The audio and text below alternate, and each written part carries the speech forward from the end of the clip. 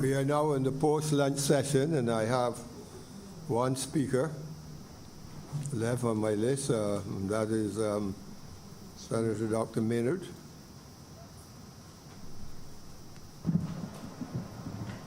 Thank you, Mr. President. I do not plan to be long, Mr. President. Mr. President, government is to be commended for its incredible efforts and achievements in trying to compress a 20-year program into 10 years. It is probably achievable. And we should not expect to have everything done right the first time. Not if you are trying to do 20 years work in 10 years on a playing field that is going to be constantly shifting. Mr. President, some time ago, we debated a bill which included discussions about renewable energy, and Senator Greenwich this morning spoke to that. And there are elements in this bill that need repeating. Already we've seen updating of renewable energy systems, and the photovoltaic systems that were installed 5 years ago that were then current generation are now being replaced, and some are being sold on, and that has started the cycle of disposal. Nowhere have I seen any plan for disposal of any of the materials. If the change from fossil fueled vehicles to electric vehicles is going to happen, there has to be a major plan for disposal of the fossil fueled vehicles. Not that I would ever wish to see fossil fueled vehicles disappear. There's nothing like the sound of a good flat six. So I do not wish personally ever, Mr. President, to see fossil fuel vehicles disappear. In fact, Mr. President, in the same way that steam trains have not disappeared, there's always a place for vintage and classic cars. So when we come to the point where we legislate about disposal of cars, there must be consideration for preservation. Mr. President, if we are going to have energy storage, we will need to have large imports of storage devices, batteries, and they are not cheap. They will require even more investment. So those who are early on the grid to supply power might not have to have storage as mandated now, but there should be some consideration that a percentage of power generation beyond a certain capacity should have storage. Otherwise, we will find all of the small householders here on who do not get onto that first phase will have to buy storage, and their costs will be significantly higher. Mr. President, we come back to the same point. When we reach the end of life of these storage devices, what will we do with them? How will we dispose of them? Will they be dumped in the gullies? Will they be in the water courses? Will they end up in our drinking water when they break down? So we need to have some serious discussions in the public sector and in the public domain about what our plans are going to be, and seriously do it before the influx becomes unmanageable. Not for the first time, Mr. President, we heard in another place discussion about a waste-to-energy plant. And unfortunately, it is at the same level as the last time this thing happened. It was discussed in the same way, without any prior public debate. And Mr. President, something as important as a waste-energy plant needs to be discussed in the same way as we've had discussions about renewable energy. It is all part of the process. It would seem unreasonable to tell Barbadians that we will have a waste-energy plant and reduce the need for a large landfill by burning or gasification of our waste, but at the same time, we will have to import waste into this small country. And we would like to assume that forevermore, this will happen smoothly without a single accident. That will not happen. And how will we control what is brought in? Will it only contain the things that we say can come? And when the wrong things arrive and there's a problem, how will we deal with it? It requires, Mr. President, extensive discussion and debate before any agreements are reached and signed off on, Mr. President. Mr. President, I promise to be brief, and I'm obliged to you. Thank you.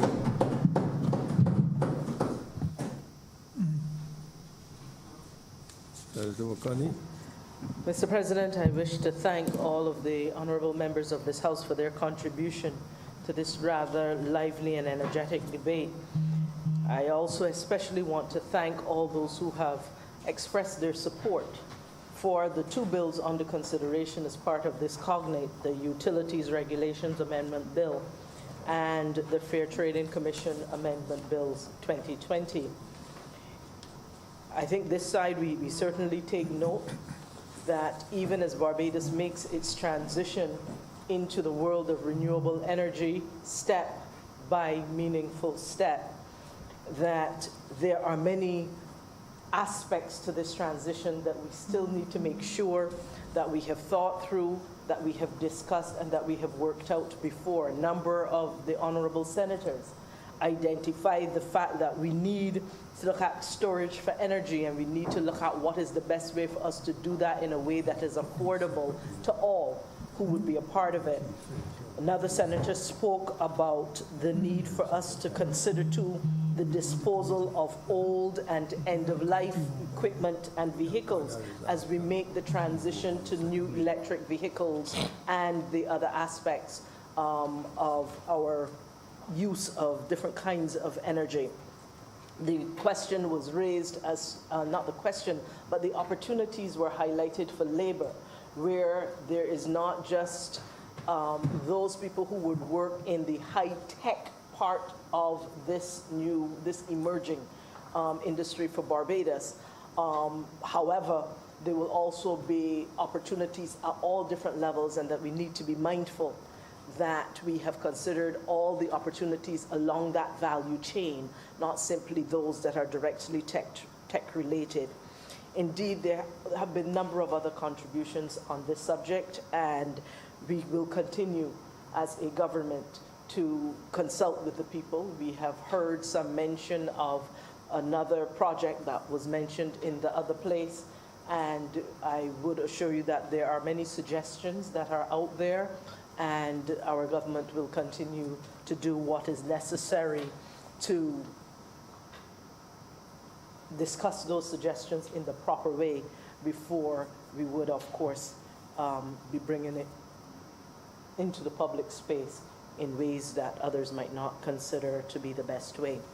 That said, Mr. President, I would beg to move that I think we should do each one at a time now. that the Utilities Regulations Amendment Bill be read a second time. The question is that item number 3 on the public business. She was going to the Utilities Amendment Bill as the first one. Pardon? Okay. The question is that the Fair Trading Commission Amendment Bill 2020 be now read a second time. All honorable members in favor, please say aye.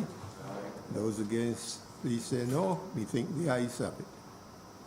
Now, the further question is... Yes, go ahead. Go, proceed to the final stage. Take it all the way.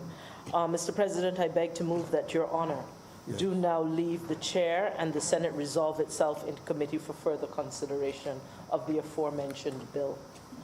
The question is that I do now leave the chair and the Senate resolve itself into a committee of the whole Senate for the further consideration of the bill under consideration in committee. All honorable members in favor, please say aye. Aye. Those against, please say no. We think the ayes have it, and we are now in committee.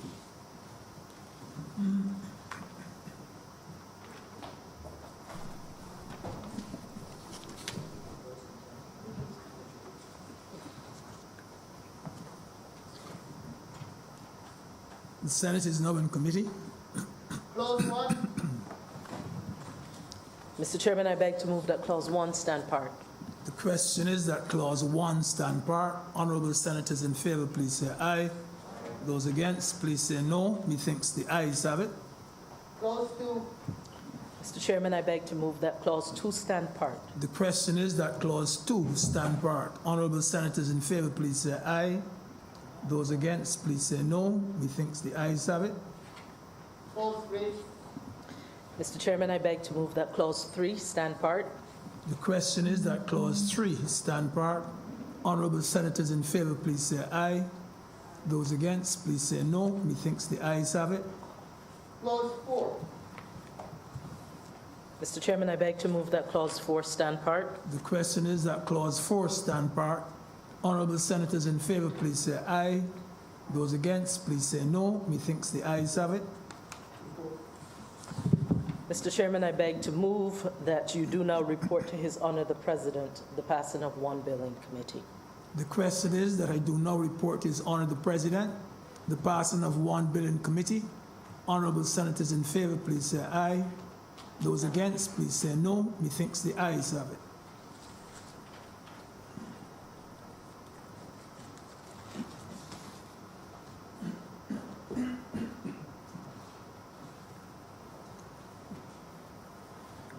The chairman has reported to me the passage of the bill under consideration in committee. Mr. President, I beg to move that this bill be now read a third time. Question is that the bill under consideration be now read a third time. All honorable members in favor, please say aye. Those against, please say no. We think the ayes have it. Mr. President, I beg to move that this bill do now pass and be cited as the Fair Trading Commission Amendment Act 2020. Question is that the bill under consideration do now pass and be so cited. All honorable members in favor, please say aye. Those against, please say no. We think the ayes have it. And the bill has now been passed and will be cited as the Fair Trading Commission Amendment Act 2020. Order number 3. Mr. President. Order number 3, enable the Honorable Leader of the Senate to move the second reading of the Utilities Regulation Amendment Bill 2020. Mr. President, I beg to move that the Utilities Regulation Amendment Bill 2020 be read a second time.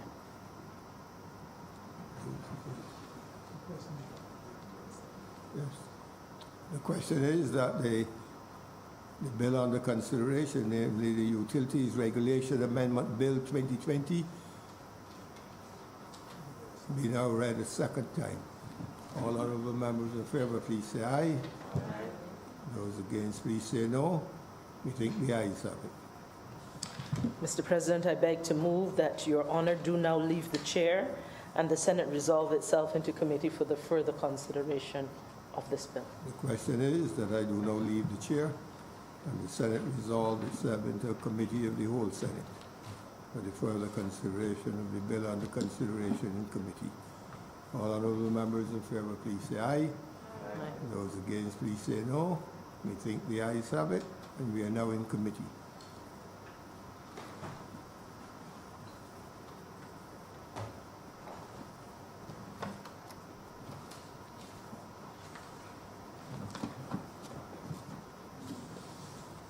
The Senate is now in committee. Clause 1, Mr. Chairman, I beg to move that Clause 1 stand part. The question is that Clause 1 stand part. Honorable Senators in favor, please say aye. Those against, please say no. Methinks the ayes have it. clause 2, Mr. Chairman, I beg to move that Clause 2 stand part. The question is that Clause 2 stand part. Honorable Senators in favor, please say aye. Those against, please say no. Methinks the ayes have it. clause 3, Mr. Chairman, I beg to move that Clause 3 stand part. The question is that Clause 3 stand part.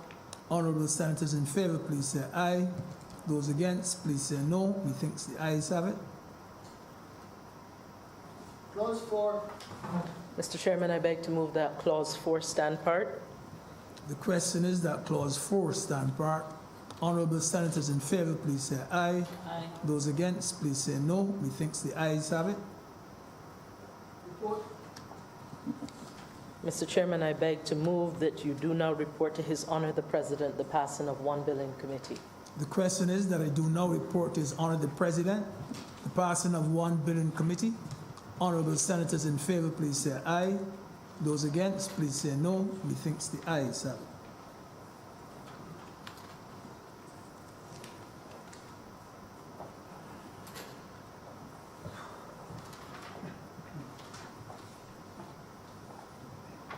The chairman has reported to me the passage of the bill under consideration in committee. Mr. President, I beg to move that this bill be now read a third time. Question is that the bill under consideration be now read a third time. All honorable members in favor, please say aye. Those against, please say no. We think the ayes have it. Mr. President, I beg to move that this bill do now pass and be cited as the Utilities Regulation Amendment Act 2020. Question is that the bill under consideration do now pass and be so cited. That is to say, is the Utilities Regulation Amendment Act 2020. All honorable members in favor, please say aye. Aye. Those against, please say no. We think the ayes have it. The bill is now being passed and will be so cited.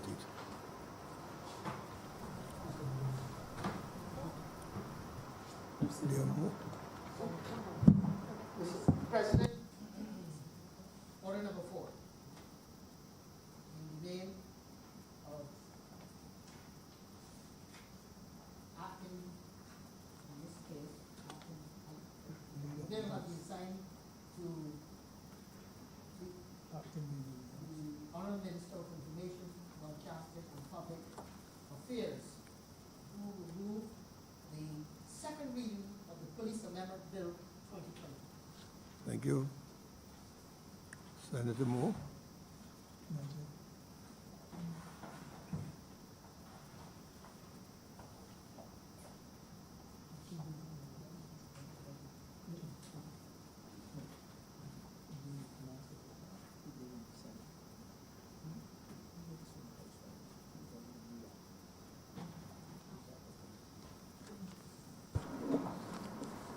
Mr. President, I rise to speak on the following bill, the Police Amendment Bill 2020. Now, Mr. President, this bill will amend the Police Act Cap 176, which will make provisions for the composition of the police force to consist of one more Deputy Commissioner of Police. Mr. President, Earlier this year, the Public Service General Amendment Order 2020 established one post each of an Assistant Commissioner and a Deputy Commissioner of Police. These posts had been previously created as temporary posts in May of 2019. The Public Service General Amendment Order 2020 was gazetted on March 2nd, 2020.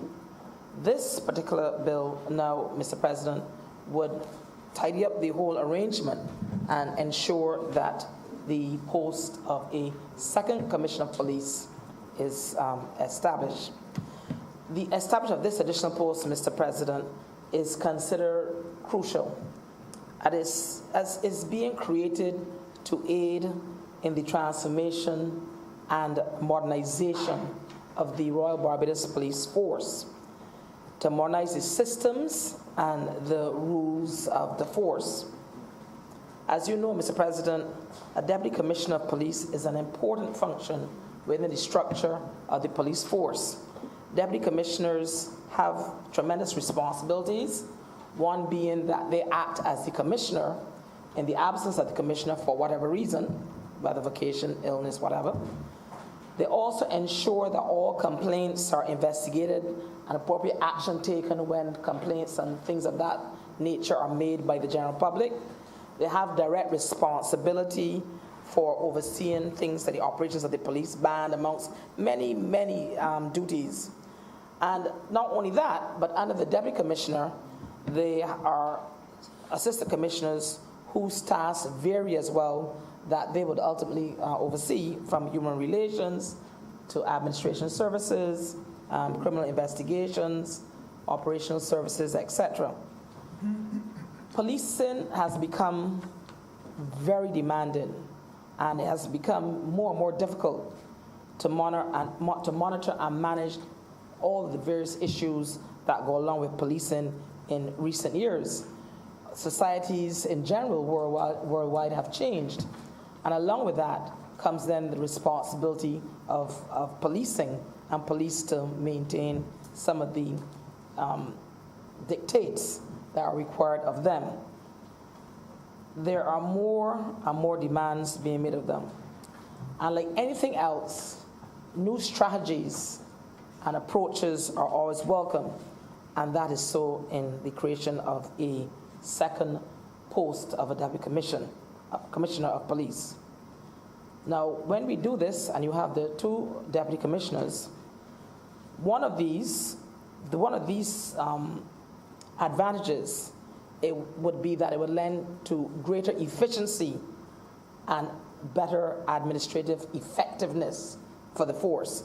Policing is like anything else. When you have the ability to disperse responsibilities, and different individuals have that under their remit, it always ends up in better efficiency and effectiveness within any organization, and the police force is no different.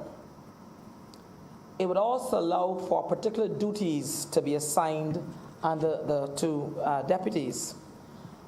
One deputy will be responsible for operations, investigations, and community policing, and the other will be responsible for human resources, as well as administration, and of course, the reform of the Royal Barbados Police Force. Everything in life needs reform at some time. Nothing stays stagnant, and certainly the police force, as important sector as it is, can certainly not be one of those things that could ever be stagnant. So yes, we do need reforms within the Royal Barbados Police Force. Now, in life here in Barbados, we've seen a lot of changes to our society, a lot of changes in our approach to how we do things. I think COVID-19 itself has brought some of that home to us and made us recognize that we really do need to make changes and make them in somewhat expeditiously, simply because our way of life has changed, and we do not know for how long, or it could be changed forever. It all depends on what transpires going forward with this particular pandemic. But certainly, the police force needs some level of modernity.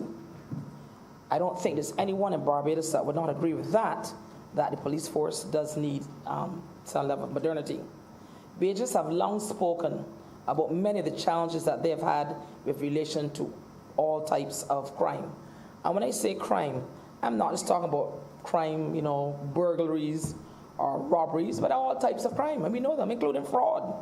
I don't think there's a Barbadian that will not tell you that fraud of some type is a factor of their almost everyday existence. No matter where you go or what you're doing, you're always conscious of trying to ensure that you are not a victim of that. I heard one of my fellow senators speaking on the previous bill and speaking about that. And certainly that's a factor of some of the types of crimes that the police are confronted with daily. So Barbados would like to see an improvement in law and order. They want the police to have every available resource to protect our society, like any other society worldwide. And we know that policing is not just about solving crimes, but far more than that. They have a tremendous overall responsibility. And one of those responsibilities overall is the maintenance of law and order, public order and safety. Police have to enforce the law. They are also responsible for prevention and detection and investigation of all types of activities, criminal, traffic management, for example, are just some of the examples of the things that the police are involved with on a daily basis as part of their normal functions without stepping out of their normal duties. But while performing some of these functions, different methodologies clearly need to be employed. Worldwide, police have been employing different methodologies in order to assist them with their duties, including things like community relations. I won't go into all of the variant modes that are used, but there are many, and we see that here, and clearly we would want our police force to be as much 21st century as we can have them. Right now, everyone worldwide, I think, has been focusing and speaking about the police.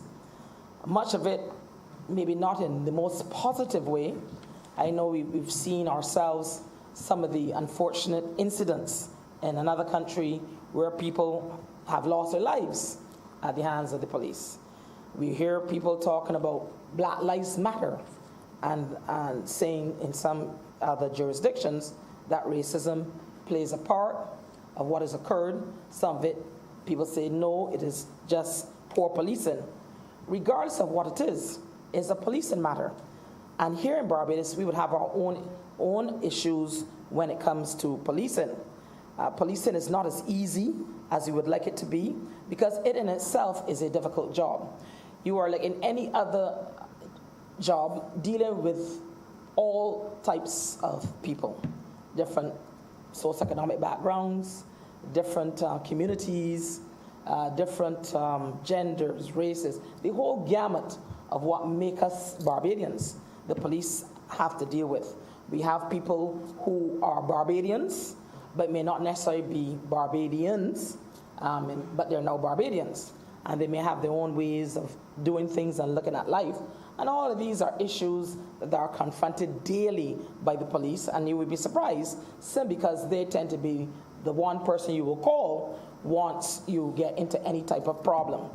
I have heard people, Mr. President, criticize the police, but something go wrong, and the first place, the person they call is police, and they run for the phone.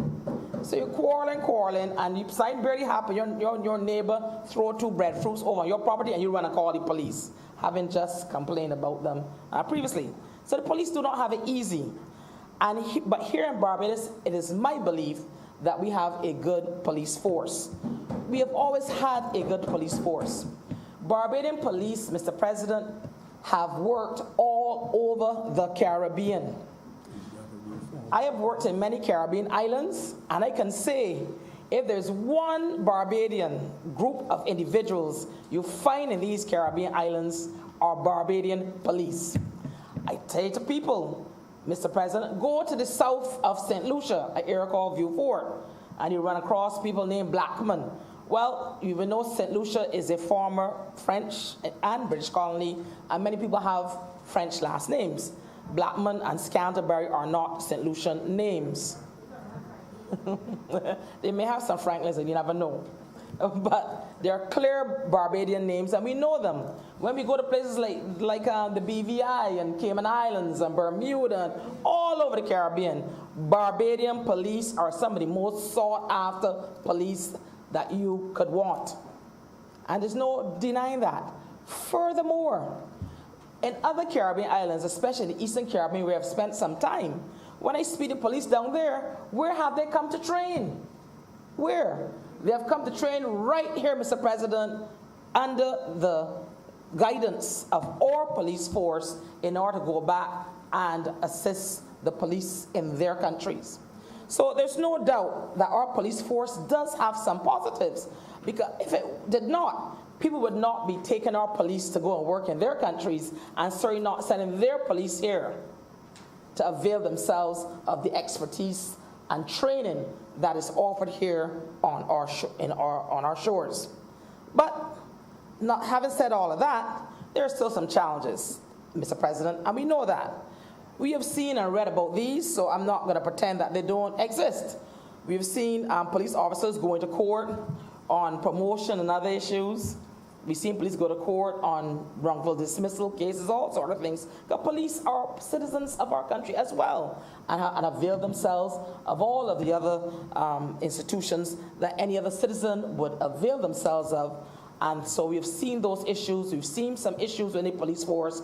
But clearly, I, like the rest of Barbados, Mr. President, want our police force to have the best available individuals, technology, modernization, and all the other things to make our police force to continue to be one of the best police forces in the world. So I'm not saying the Caribbean because I've traveled extensively, and I can say to you, Barbadian police, with all the challenges that we have here in Barbados, are some of the best worldwide. Now, yes, sometimes they may lack some equipment. Yes, we know they may not have enough personnel within the force itself. We've heard that. We've read it. We've seen that the police force in Barbados is understaffed. They don't have enough policemen. But does it stop them from every day getting up and going to do the job to protect the citizens of Barbados? Absolutely not. The police in Barbados, with all of the challenges, continue to do what's required of them, and that is the protection and safety of every citizen here in this country. So once again, I will say we have a good police force. Now, and it's not just for our protection, make no mistake. We use the police all over the place, especially within tourism sectors. If you go into St. Lawrence Gap, Mr. President, you will see that there are police outposts there in St. Lawrence Gap. We see police up in Oistins. When tourists are around, you go up to Oistins on a weekend, and the police are up there where we have tourists and Barbadians in large numbers mixing down Old Town and Spikestown and all the places where visitors gather. The police are there and present and doing their jobs as well. And it instills a sense of confidence by visitors when they see that our police are present and available to them in areas and circumstances where they would want to feel safe and secure, and so they're there and able to enjoy themselves without having to fear that, they don't have the necessary capability or resources to protect them. But is there change and improvements needed? Yes, there are. And some of them have already started, Mr. President. We have seen, for example, and I thank my fellow colleague, Senator McConney, for this, the police certificate of character is now digitized in a digitized environment. So you don't have the long lines and the long waits in order to get something like a police certificate of character. That is a modernization technique for modern policing. So it's already started a digital process and obtain something as simple as that. And why do we need it? So a lot of people need it not just locally for employment, where it could be a requirement, like a security guard, but it's needed oftentimes when you apply for jobs overseas and they require police certificates characters. So therefore you want something that is quick and to obtain, in the sense that you're not waiting months and months for it. We've also seen some other improvements like cameras. In some areas of Barbados, we see cameras on the road. If you look up when you're driving, I hope you look and you notice these things, you will see there are cameras in certain areas that are used for policing techniques. If you go in St. Lawrence Gap, you'll see a few used for policing techniques. There's been improvements in the forensic area of policing here. Does that mean that we are where we want to be? No, not at all. But we understand the need and have always understood the need for improvements within any sector, and the police force is no different, and that's why you had continuous improvements in forensics in Barbados and that area, and more people being trained in order to try to ensure that we keep abreast of what the standards are, not just locally, but regionally and ex-regionally. Now, we've also seen community policing in the past, Mr. President.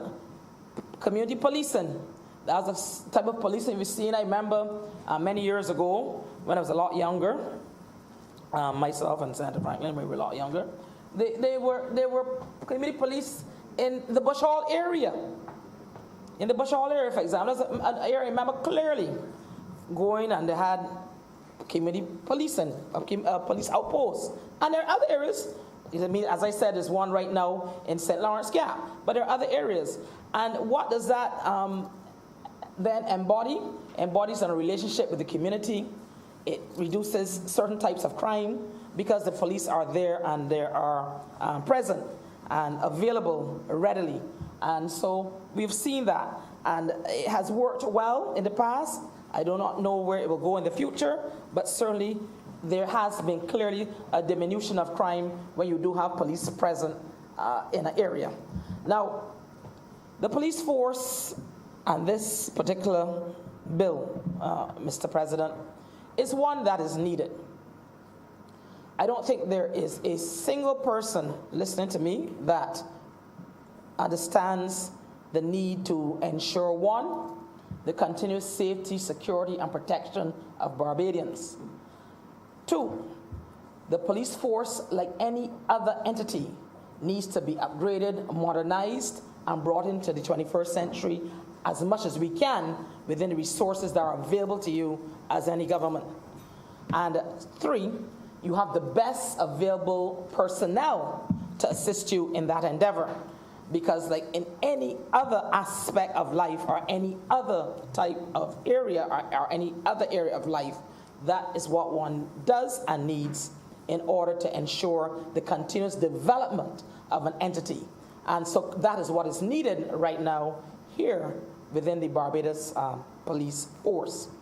And so, Mr. President, this particular amendment would then serve this purpose by creating the second Deputy Commissioner of Police, which is a much needed position and post. And as I said before, that post, in addition to another post, there were acting posts from 2019. And this will now bring this into reality and ensure that Barbadians continue to enjoy one of the best police forces in certainly the Caribbean region. And with that, Mr. President, I beg to move that this bill now be read a second time. I recognize Senator Franklin. Thank you very much, Mr. President. I don't endeavor to be too long. I've had my say on this police amendment bill and the changes to the police force in other areas, but I will just mention a few here. And you got to understand the history before we get into this debate. I'm going to go into history. This bill has nothing to do with modernizing the police force or anything like that. What it's doing, it is to redress what the government sees as an injustice. Whether it is an injustice or not, I do not know. But let me explain to the Senate what this injustice is all about. Because government is not about selecting persons. This is about selecting a person for a job. And a person who the government feels was hard done by. So they went about this, creating a second post, not with the aim of being police need human resource specialist or whatever. It's not nonsense, complete nonsense. You had to find something to say, so you come up with these reasons. And if you look, you will realize over time they have changed the reasons why you needed this Deputy Commissioner of Police. The Deputy Commissioner of Police isn't doing anything that the Assistant Commissioner wasn't doing before. So you don't really need it. But as I said, it was to reward a person who you felt was hard done by. And the history? The person who is now occupying the post that don't exist yet, because he's occupying it all like now. And when it was brought to their attention, they should have said, sorry, but you got to step back because this thing is illegal. So you doing something, we have done something wrong. No, the government continued in illegality till they can bring the matter here. So right now, the person who is occupying the post and doing the job as a Deputy Commissioner of Police is doing so illegally because the Governor General has not signed off on this bill that we're now discussing. So what they should have done is to say, look, we made a mistake, let me step back. But no, they were adamant. This gentleman used to act as Commissioner of Police when there was a vacancy. He was the more senior person. And then there was a vacancy for the post. And this is where the politics come in. You see, the politicians have to keep their hands off the civil service because it only causes confusion. So what did they do? A vacancy for deputy comes up, and he got bypassed. So he's no longer acting as deputy, he's no longer in the post of deputy because they put a person in the deputy's position and he reverted. And this administration think that he was hard done by, so they're fixing this by making him a second deputy. They did it in 2019, contrary to law.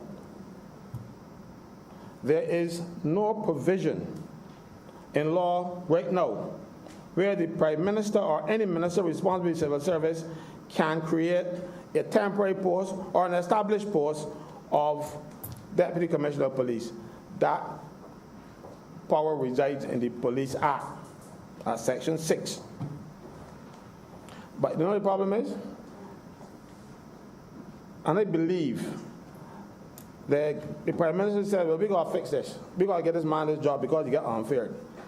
And the people who advise the Prime Minister said, well, look, we can create a temporary post and give the Prime Minister that advice. It was bad advice. Because I tell you, Prime Minister knows about public service matters. She was too new. She might be learning now. But at that point in time, she knew nothing about it. So she got bad advice, and she created a temporary post of Deputy Commissioner of Police. That was wrong. Still is wrong today. But going back to how it started. So we have this gentleman who was not successful at the interview for the post of deputy. A person junior to him got the job. If you all will remember, that promotion although sets of promotions at the time were subject to a lawsuit. Some of the police who thought that they were hard done by that promotion went to court. And the court had the promotions on hold for a long time, pending the outcome. There was an injunction, pending the outcome of that case. But that case got resolved by, I think it was death. And just before the last election, the Police Service Commission was able then to fill the post because the case was no longer before the court. So they filled it with the current deputy. This administration came in, and mind you, the Police Service Commission at the time did nothing wrong. I'm talking about by filling the post, because there, even though it was just before election, there was still the commission, and they could fill the post when it was available to be filled, and they did so. In comes this government, and they decided, look, we got to fix what the Dems did. The Dems are unfair or man. So they created an illegal deputy position and put their man in it. I heard over time people saying, oh, he was on the priority list, so the person who was number 2 was the number 1 on the priority list would have been made deputy. That is nonsense. A priority list is only valid for 2 years. He got the job about 4 years after that priority list. So that is not true. That was an explanation to fool the public who don't know the Public Service Act. But I'm not one of those persons who don't know the Public Service Act. So if you look at the Recruitment and Employment Code in the public service, it says the priority list is valid for 2 years. So this post should have been subject to interviews. And whosoever will should have been able to apply and contest for the post. No, you didn't do that because you wanted a particular person. When I say you, I mean the government. But it was to help him out. You see, and then to blame it on the commissioner asking for a post and every kind of thing else. Look, all over the public service, people ask to have things done. And they don't get done. I can give you a few just now. But let me tell you what is the benefit to the person who holds the post. And this is what this is all about. A person in the public service, after working 33 and 30 years, qualifies for a full pension. But your pension is calculated based on the last 36 months' earnings. So you backdate it to 2019. So he would have 2019, 2020, and he's retiring in October 2021. So that will give him the 3 years that he needs to get a full pension at that level. This is what this is all about. That is why you're backdating this legislation for 3 years. That's all it is. So this is to help out with making him get the better pension. And as a matter of fact, that pension will now be $4,773.74 a month, and you will get a gratuity of $238,687. If he has stayed at the position as assistant commissioner, the pension would be $482.43 less, and he would have gotten $24,121.50 gratuity less. So this is about giving a fella piece more change. This isn't about no needs of the police force. This is the needs of the person who they're put in the job without going through interviews. In accordance with the law, a law that I am passed, a law the Barbados Labour Party passed, and as one of the last things that the Barbados Labour Party passed in 2007, just before the got to the office in 2008. So this is what this Barbados Labour Party put on the books, and ignoring it every time because it does not suit their purpose. They want to give their man $24,000 gratuity more, and they want to give him a monthly pension of $402.83 more than he would have gotten at the deputy. That's what it's all about. So don't come and try to fool the public. Tell the truth. So that'll be my hand we have fixed here. This is what this is all about. So when you tell me no, that this was to improve the human resources and all kind of stuff, police resources, to manage the human resource processing, that's nonsense. Human resources is not a police function. You need a senior or a principal personnel officer at that level to do the human resource work. You don't need a crime fighter to do human resources. They are doing, even though I have my problems with the human resources and the industrial relations in the KFL, even though I have a problem with it, I prefer what they did at Labour College. As I said that to them, they are churning out a lot of people, training human resources, and you take a crime fighter and put him in charge with human resources? No. Police, going back for a while now, they have been taking away civilian duties from the police and letting the police do more policing. I remember when I became an immigration officer, that used to be a function of the police. The police trained me to be an immigration officer. They took that function away from the police and made a civilian immigration department because that was not necessarily a police duty. Same thing with the licensing authority. When I went in for my license, I went in with the police took me in. The police were the testing officers. So they took away those functions. So when you take away human resources and give it to a professional human resource person, no, because you had to make up an excuse to try to justify putting a person in this post.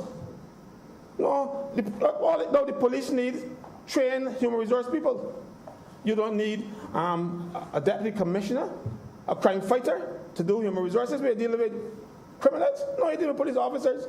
You don't need a crime fighter to deal with human resource matters. But that's the government's excuse. Tell the truth.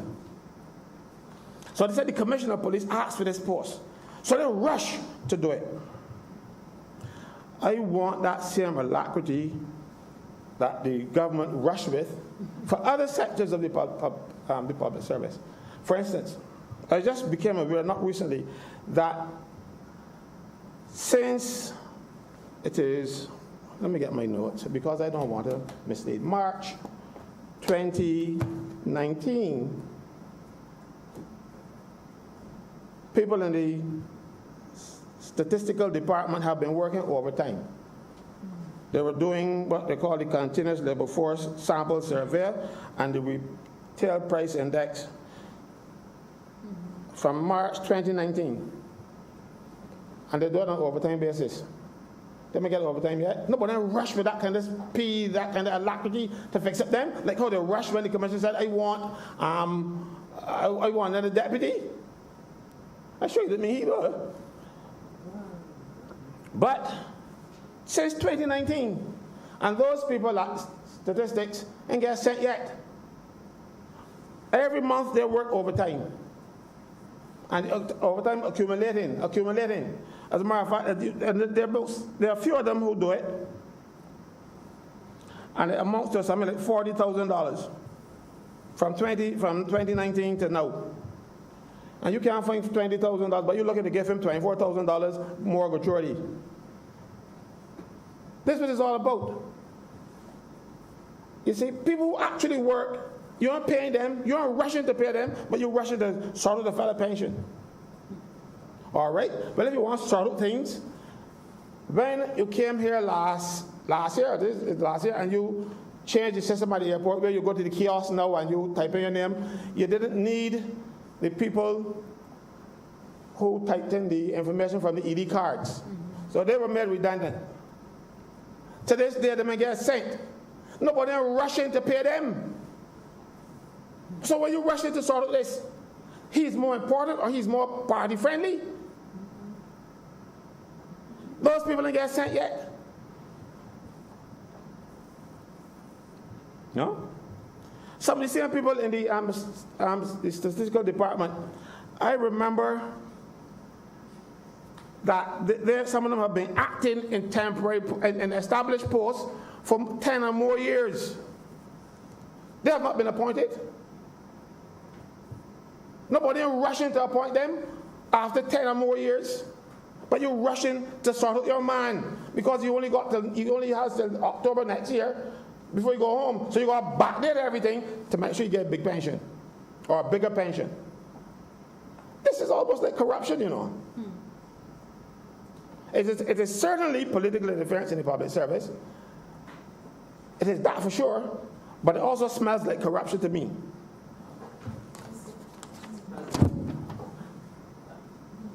Mr. President, on a point of order, I hate to interrupt my colleague Senator in his flow, but the comments of corruption, Mr. President, I think are inappropriate, and would request that you ask my colleague to desist from those comments or withdraw them. Mr. President, I never said the boy was corrupt. I said it looked like that to me. And when I look so to you, it smells like that. I must have my smellers. And I must be able to smell something. If it smells like, I can smell, you want to tell me what it smells? Or how it smells like to me? You might look at a rose and you smell it, and it smells beautiful to you. They say, bad. You know, this just smells bad to me. It looks bad and it smells bad. And they said it smells like corruption. It might not be. They doubt it. You know? So go and sort out those people. Look at the persons. In 2007, this Barbados Labour Party passed the Public Service Act. And it said at section 13.7, persons who are employed 3 years prior to the commencement of this act, which was the 31st of December 2007, are entitled to be appointed to the post. And it also said that all those temporary posts, all, are hereby established. To date, 2020, some of those people didn't get appointed yet. So the government ain't seeing these things. They're rushing to appoint one man. But what about the people who have not been appointed since? And I hear the Prime Minister talking about, people who've been appointed 3 years or more will get appointed. Well, they said that in 2007, you know. And up in the 3 years ain't come yet for those people in 2007. If you were in the public service from the 1st of January 2005 and you were still there in 2007, December 31st, you should have been appointed. Some of those appointments have not been processed as yet. But you rush. The same people that process these appointments are the same people who would have possessed the appointment for the commissioner or the deputy commissioner.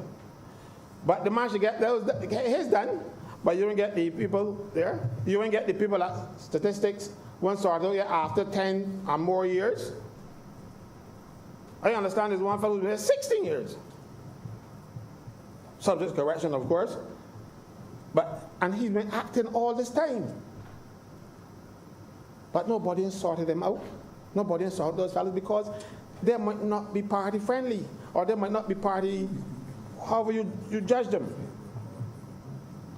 You know? Also, let me talk about something that you're rushing to fix.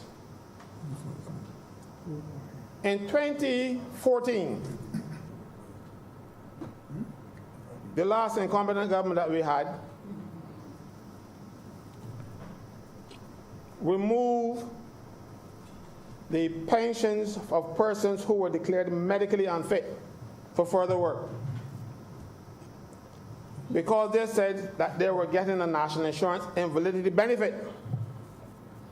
We all know now that the invalidity benefit is not the same thing as the national insurance pension. Let me go back. 1975. Government said if you join the service after the 1st of September 1975, your pension from the government, from the Treasury, will be reduced by the amount you get from the National Insurance pension, which is the National Insurance contributory pension. Trying to save money, the last administration said, oops, you know something?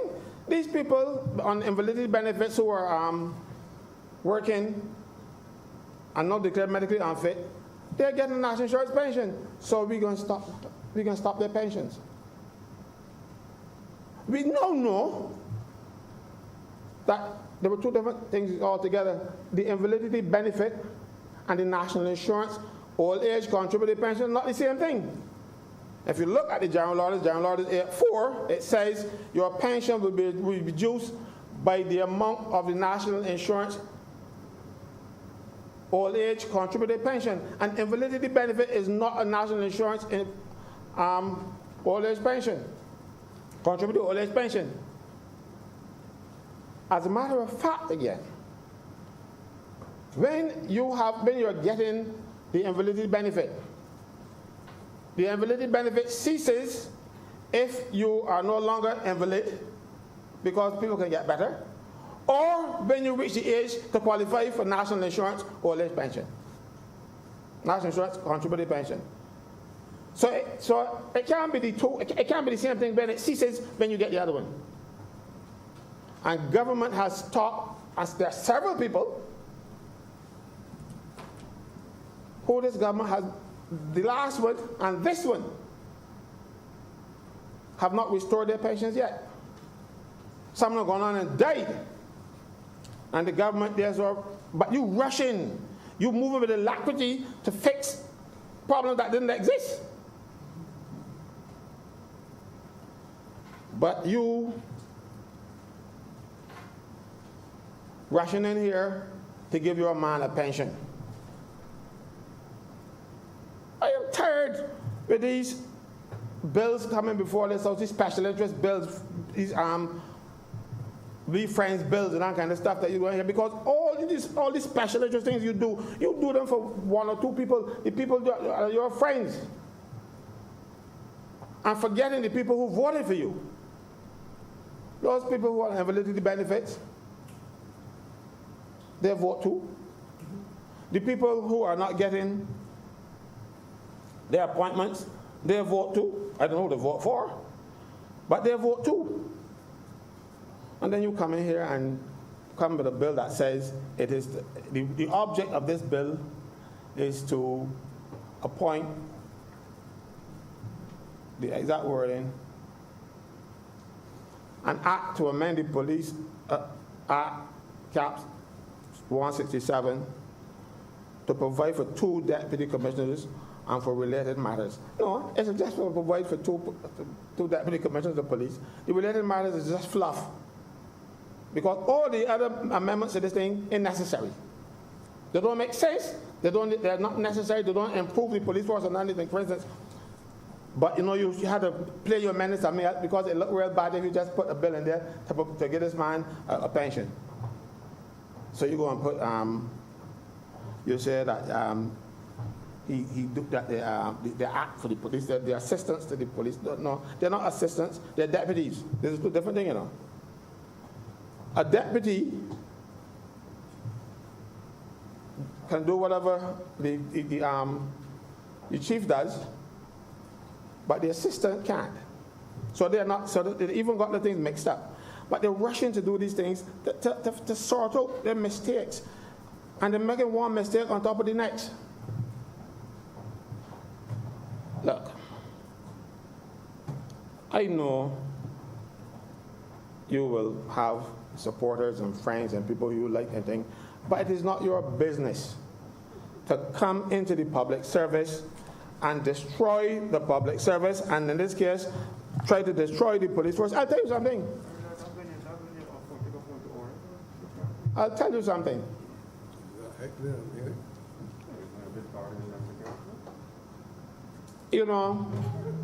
When this matter first came up, when I first noticed it, I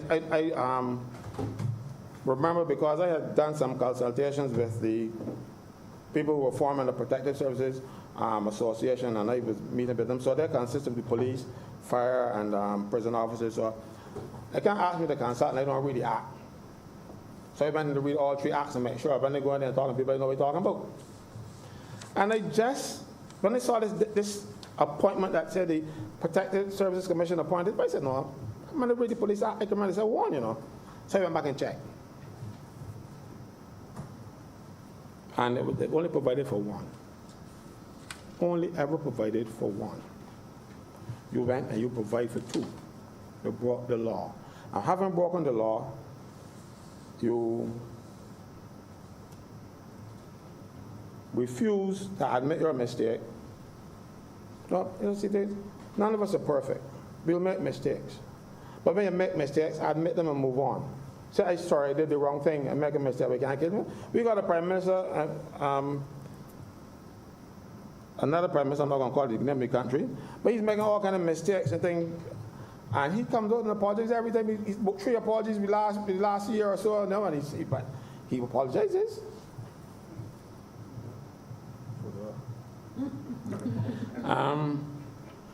He apologizes. Take a leaf out of his book. You have done the wrong thing. You have put down what you've done. You have actually, instead of improving the police force, you have put police. You set up the anger, put some of them vexed. Because some of them wanted to act, some of them wanted to be able, if you can have 2 deputies, they wanted to be able to apply and see and drop their chances. No, you design a post for 1 man. And when they wrote about it, you know, I got a lot of police friends. Man, I walk on the road and I hear the police van, beep, beep, beep, beep, and they look at you fellas shaking at me. So it tells me there's not a popular move. That what I'm saying resonated with the police. Police pass about my house and blowing the horn. I'm going to look out, so they just shake at me and moving on. No, you see? You know why? Because I stood up for them here. And I stood up for them when they wrote in the newspaper, so they appreciate it. Because they can't speak for themselves. And that's another thing I want to talk about, you see? We have a police force in Barbados that we think operating in the 19th century.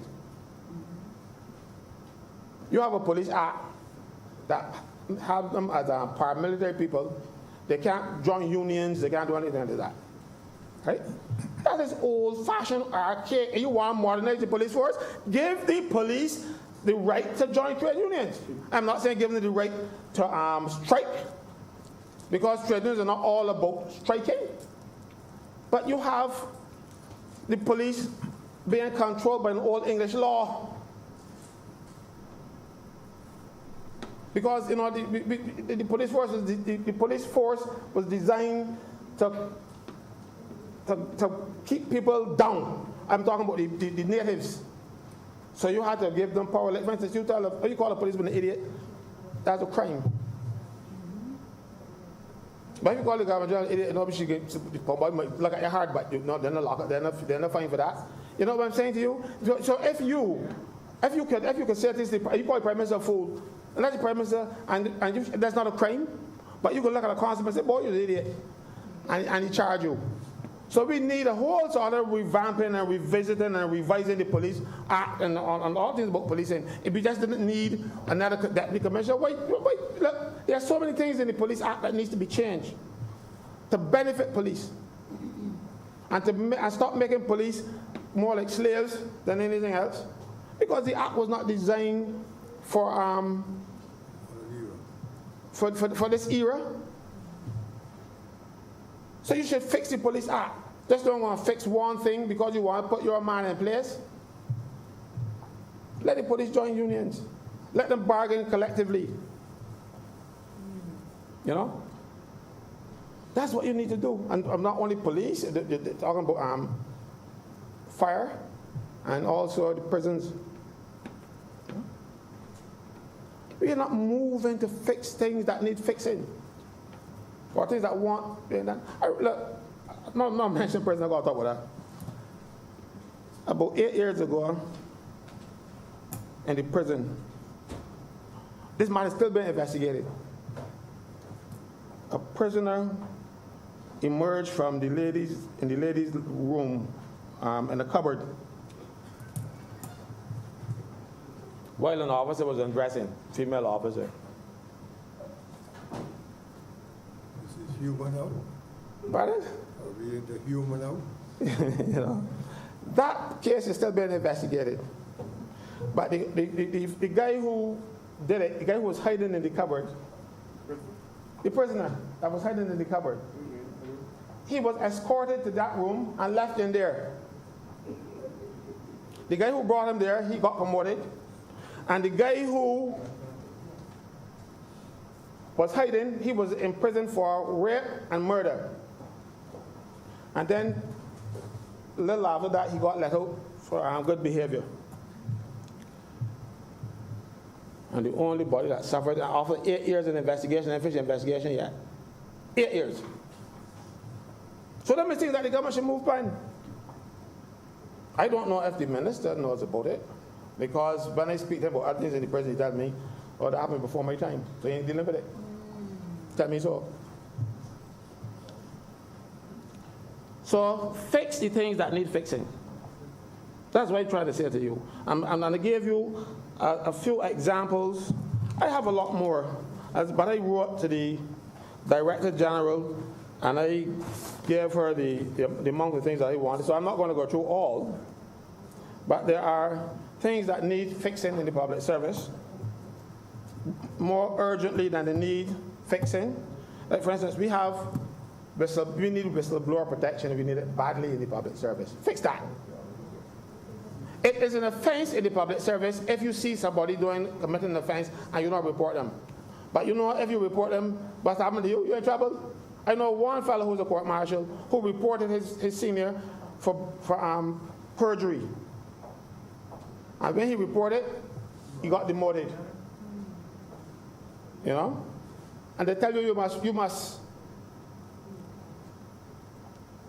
report these things in accordance with the guidelines. This is in accordance with paragraph 11 of the code, paragraph 11 and 12 of the Code of Conduct and Ethics.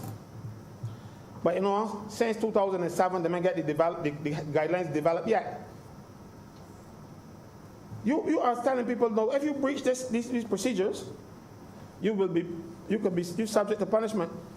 But they have not set out the guidelines as yet. And you're rushing to give a fella a job. You've got too many things in public service to fix. If you don't read the Code of Conduct and Ethics in Public Service, paragraph 11 and 12, you can, if the minister asks you to do something, you can say to them, sorry, minister, that's against the law, and don't do it. Mm-hmm. But there's a procedure for doing so, but they must have to spell out the procedure. Fix that. There's urgent need for a sexual harassment policy in the public service. Government has mandated it, and every workplace has to have a sexual harassment policy, but I don't see any them happening in the public service. Fix them. You need to fix that. Because young people, and I'm not saying young girls, no, because they trouble the boys too, should not have to come to work and suffer at the hands of a predator. So put the guidelines in place, put the procedures in place that they would know what to do if it happens. Fix those things. Those things are more urgent than giving your fellow a bigger pension.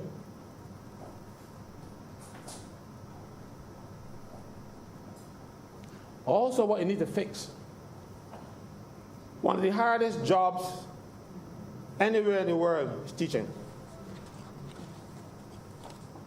Especially when you're teaching small children. And teachers have, over the years, enjoyed something called terms leave. After 15 years of service, you get a terms leave, and then you get a second term leave after another 7, and then another term. The government has refused to give the teachers their terms leave. Mind you, the teachers' unions have not complained about it. Mind you, the teachers are complaining, but the unions now have all been taken over. Not all.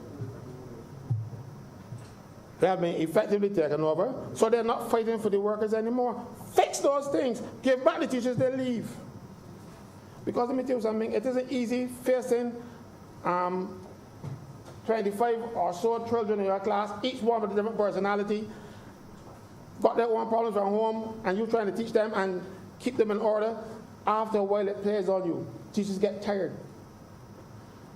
And they need to de-stress. So what you're doing now, you're asking teachers to work for 30 years and 40 years without that necessary break, so that they can recharge the batteries. And it is there, it's on the agenda, and nobody is fixing it. But you find time to rush to this house and the other place to give your friend a bigger pension. This is what it's all about.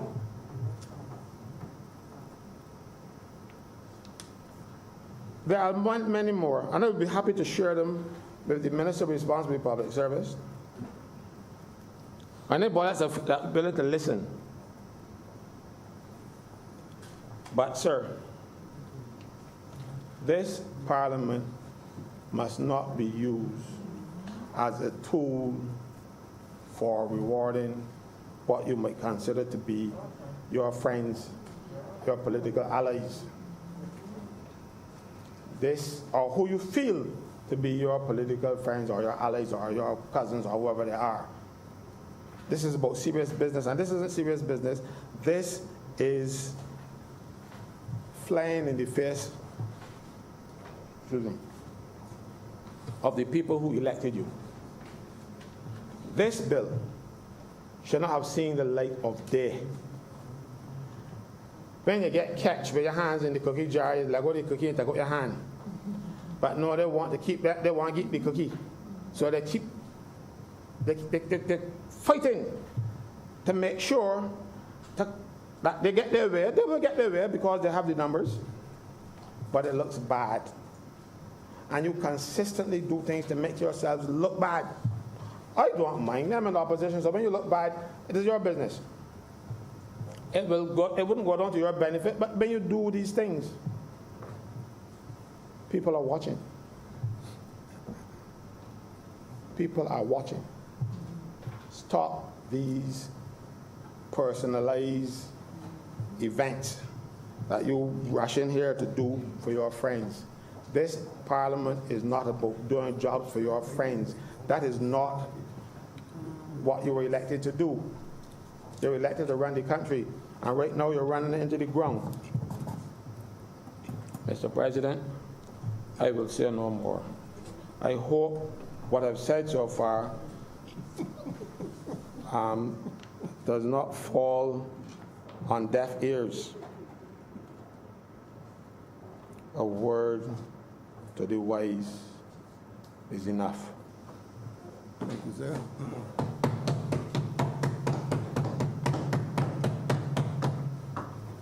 Senator Althea begins.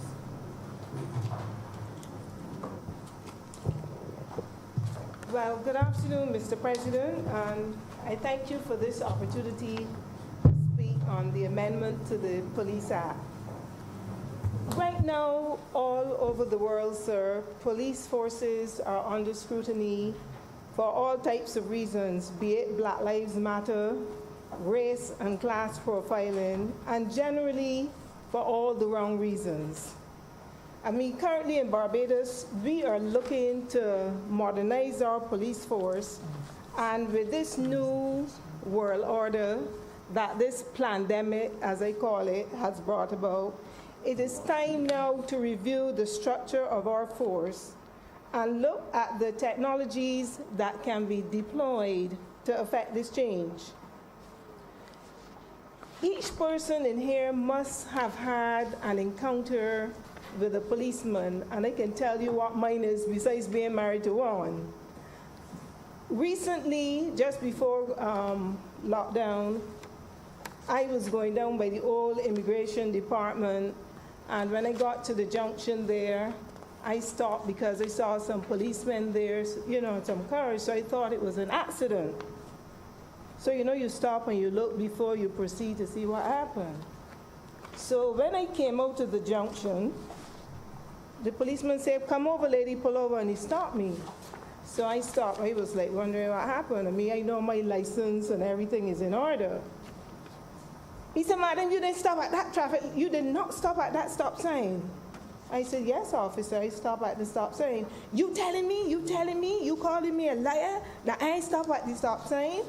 I said, "Officer, I stopped at that stop sign, and I stopped because it's a stop sign, number one. And number two, I saw all these people stop there, so you stop to realize what's happening. Let me see your license. Give me your license." So I took it out, nicely, and I gave it to him. And he said, "So how old you is? How old you is?" I said, "Wait a minute, you have my license. It has all my information on it. You can see how old I am. So you expect me to subtract that day and tell you to how old I am?" My response then was, "Did you go to training school?" I'm like, I have never encountered a policeman so uncouth in my life. You have my license, you see it's in order, you're asking me my age, and I told you it's on the form. Where do you live? Where do you live? I told him I live. But this don't have where you live, what you're saying to me. I said, "Officer, you asked me where I live. I told you where I'm living." Every single person that I have recounted that story to, Mr. President, asked me at that time, why didn't I tell him that I'm a senator? I said, "For what? What am I supposed to tell him I'm a senator for? I did not break any laws, and he's not supposed to be uncouth to anybody, regardless of your station in life." So, I said, "Listen, I don't think you went to the training school, and I'm gonna have to do something about this, because you are really uncouth." I didn't bother to tell him that I was married to a policeman, and I know majority of the policemen in the force. I said, "You must be new, because I don't even know you." So he said, "Look, take your license and you go ahead." And that's all, because I didn't reply to him. I had two young persons in the car, and they must see that you must not be rude to policemen. But personally, I think that one of the first things on the card is that these young policemen must be trained. I know, and like I said, I was married to one, so I know the deal. A lot of them are mandated to go there and just pull people off the road to get points, to get promotion, to say that they brought in a certain amount of reports in a day. So I know all of this. But of course, I didn't bother to tell him who I was, neither that my husband was a policeman, nothing. I told him nothing. I just let him carry on smartly, Mr. President. I don't know what happened to him after that, but, I think that a lot of the young policemen today, they need a lot of training. Believe you me, they have no communication skills, and they're not supposed to address people in that type of manner. As I was saying earlier, the use of technology in the force is going to help the Royal Barbados Police Force and police forces all over the world improve their practices in terms of how reports and everything. We know the closed-circuit television. Earlier, my colleague, Senator Moore, referred to the CCTV that is in St. Lawrence Gap and so on, and the amount of cameras that are being installed island-wide now. In terms of the cameras, too, that are being installed island-wide, I think they should now be upgraded and enhanced with what we call the automatic number plate recognition, whereby if you break a traffic light and so on, this happens obviously in Europe, the camera goes off quickly, take your number plate. It happened to our diplomatic vehicle already. The driver broke the traffic lights, and before we got back to the mission, the report was practically in that the diplomatic car broke the traffic lights. So we need this kind of technology effectively to help police Barbados. And you would find that on mornings you hear the sergeant doing the traffic reports. he would not have to depend on the traffic cops that are on the road. He would be in operations control, in the control room, looking at a whole set of televisions that would be guiding him as to where the traffic stops are, where the people who are breaking the laws, and all the information, and is being fed back in real time into operations control. Another area where technology would help the Royal Barbados Police Force is the whole question, Mr. President, of the dash cams that the policemen in the bigger countries wear. The interesting thing about these dash cams, Mr. President, is that when there's a dispute, somehow you hear that the dash cams malfunction. But my understanding is that in terms, again, of Europe, that these dash cams are logged into the control system. So even if the officer interferes with his dash cam at a moment in time, it does not affect the information that is being fed back to the control room. So he could as well don't play with his dash camera that way. And as you know, when policemen stop you and they're recording statements, their old time used to be take out the thing and they're writing and they're writing and they're writing. Nowadays, you can record these statements with technology using your own cell phones, both by voice and by text. That way, both persons are recording, and then in the end, these statements can be reconciled. Another area of technology that I would like to see the force use more widely, in other words, greater penetration, would be that of drones. So for an example, a drone can be launched from an offshore boat patrol to scan an area that's under surveillance. These drones can also be used for search and rescue operations. They can be used as well for searching marijuana fields. And searching these marijuana fields is very critical because sometimes the growers of these marijuana fields tend to leave traps for the policemen, and policemen have been known to be injured by these traps that are left.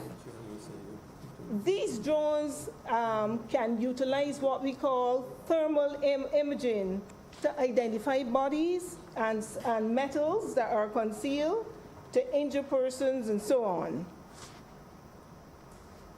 Elsewhere, in terms of policing, farmers complain a whole lot about their crops are being stolen, and I've said it many times in the past, that drones can also be used in prairie larceny. So a policeman cannot be on every farm. You can use drones to more or less help the policeman and assist the policeman with that operation. While I was doing my research for this paper, I was checking in terms of to see if the Royal Barbados Police Force has a social media page. They have a Facebook page, but not a lot, like the Defense Force. They post a lot of information on their page, but I noticed the RBPF, they're not putting anything on their page. I think that they need to be a greater degree of technology. Maybe they need to hire an information and communications technology persons to help them with their social media. And in helping them with that social media, they are, in fact, would be able to stay in touch in many ways, because where I live now, we have a virtual neighborhood watch. We don't have a neighborhood, because during lockdown again, a lot of persons were trespassing. And we had decided, we need to have a meeting. Sorry, this is prior to lockdown. We wanted to have a neighborhood watch meeting, but the neighbors are not interested in meeting in person like we were when I lived at another address. So I'm saying that we should be able to log into the police social media, let them know what's going on, upload videos of people and the trespassing that's going on within neighborhoods, and this would be such a better way of utilizing the technology and assisting the Royal Barbados Police Force. We know now that through the Ministry of Information, Science and Smart Technology, the police certificate of character can be done online. Mr. President, also we have something called a records management system, and this records management system can be used in many ways. And one of the ways that I would like to highlight is addressing the whole question of domestic violence. People would tell you that repeatedly women would complain to the policemen about domestic violence. I don't know if they ever recorded these statements, but subsequently after, obviously there's a murder, then, there's a lot of talk about what the police should and should not have done. Now, if they had an effective records management system, you would see the amount of times that females especially go and complain for, their spouses for beating them, and then subsequently a lot of them are murdered. I know the Royal Barbados Police Force, that they have access to network counseling services. I know they have a chaplain on staff, but I think that they need to have policemen now trained in different areas like marriage counseling, because normally when there are disputes in a house, invariably the police is the first port of call, Mr. President. And I think that there are parts of their force now that need to be expanded, both by technology and other personnel, in terms of social issues that happen in Barbados. And this would also help Barbadians to feel a little bit more comfortable when they complain to the police department, so that they know that they can have what we would call satisfaction. In the old days, you would say you're going to get satisfaction. So I think that the policemen need to be able to change their modalities, change their way of thinking, and change to fit this new world that's happening. In terms of human resources, I think that the force need to more or less look at its pre-employment screening practices. And these should involve things such as drug testing and psychological analysis. And this vetting that should be going on in the police force will be for things such as firearms, drugs, intelligence, financial crimes, cybercrime, and so on. Because there have to be protocols that will be deployed, especially in the use of firearms, because we know that sometimes there can be incidents or accidents involving firearms that can sometimes result in the death of people, and sometimes their own officers. So we're saying that they need more capacity building within the force, more capacity building in terms of the personnel and the type of training that they should have. Training such as terrorism training, cybercrime, sex investigations, and of course maximizing the use of technology. And forensics. Forensics is big. And everything that's happening worldwide happens in Barbados. So things such as forensic scenes of crime investigations, for accidents, for fires, murders, these things have to be enhanced within a modern police force, Mr. President. So crime scenes management, digital forensics, intelligence, these are the things that are talked about, but we want to see these things implemented in the Royal Barbados Police Force. If it means that, because I know a lot of top policemen in the United Kingdom that are Barbadians, The other day, one of them texted me and asked me if I think he can get a job with the RBPF. I said, well, I wouldn't know, but he's very well trained. He's very well trained. And there are a lot of them, I can tell you, in the United Kingdom and they would want to come back to Barbados, Mr. President, and serve this country. So I think that overall, these are the things that we have to look at: training the existing cadre in the force, and also sending a lot of them abroad to train, and then bringing in people from abroad, mostly Barbadians, who are very highly trained in these other jurisdictions, to augment the Royal Barbados Police Force. We know in terms of Barbados, there are about 13 stations now. We just had the merger of the Worthing and Hastings Police Force, so there are only now 13, and I think Belplain is now merged with District F.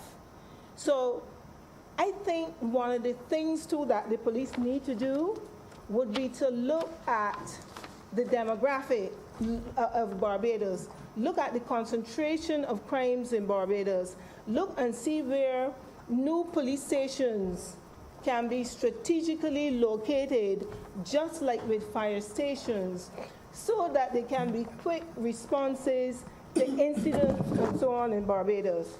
So I believe, Mr. President, that overall the Royal Barbados Police Force need to be revamped, upgraded, training in technology, training in scenes of crimes, training in forensics, and these things, don't be afraid to highlight the shortages that the force has. So it is not only shortages in actual personnel, because the technology can take the place of personnel. You might think you need more people, but technology can cut out a lot of that. So, Mr. President, I hope that with those few words, I have highlighted a number of areas where the Royal Barbados Police Force can be improved, and also, as I said, with training and help their forces not to be so ill-mannered when they're dealing with people, and, more customer service oriented. And Mr. President, with those few words, I'm obliged to you. Thank you. Thank you, Senator.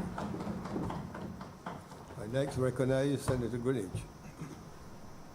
And I thank you for recognizing me, sir. Mr. President, the person who came under the most criticism for this, I wouldn't say a fiasco, this misunderstanding, mistake, whatever,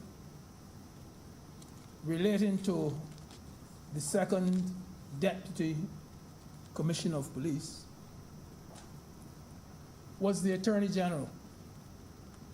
Some people had even asked for his resignation on it. And when I reflected on it, I thought to myself that it was indeed unfortunate that some persons actually took this harsh position. So I want to begin, thank you, by looking back at centuries ago when the English people coined a phrase, and that phrase was, "Uneasy is the head that wears the crown." Uneasy is the head that wears the crown.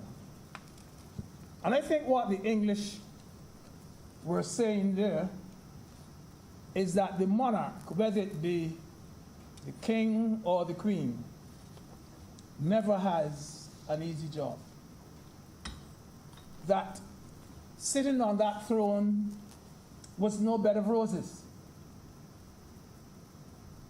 That the person at the helm, generally, not necessarily on the throne, is always responsible. And I thought to myself, you know something? Over the years, attorneys general in Barbados have found themselves in similar positions. They're always in the firing line. Uneasy is the head that wears the crown. And so it took me back to over 40 years, and I know you will remember, Mr. President, about that which I now speak. I attended, sir,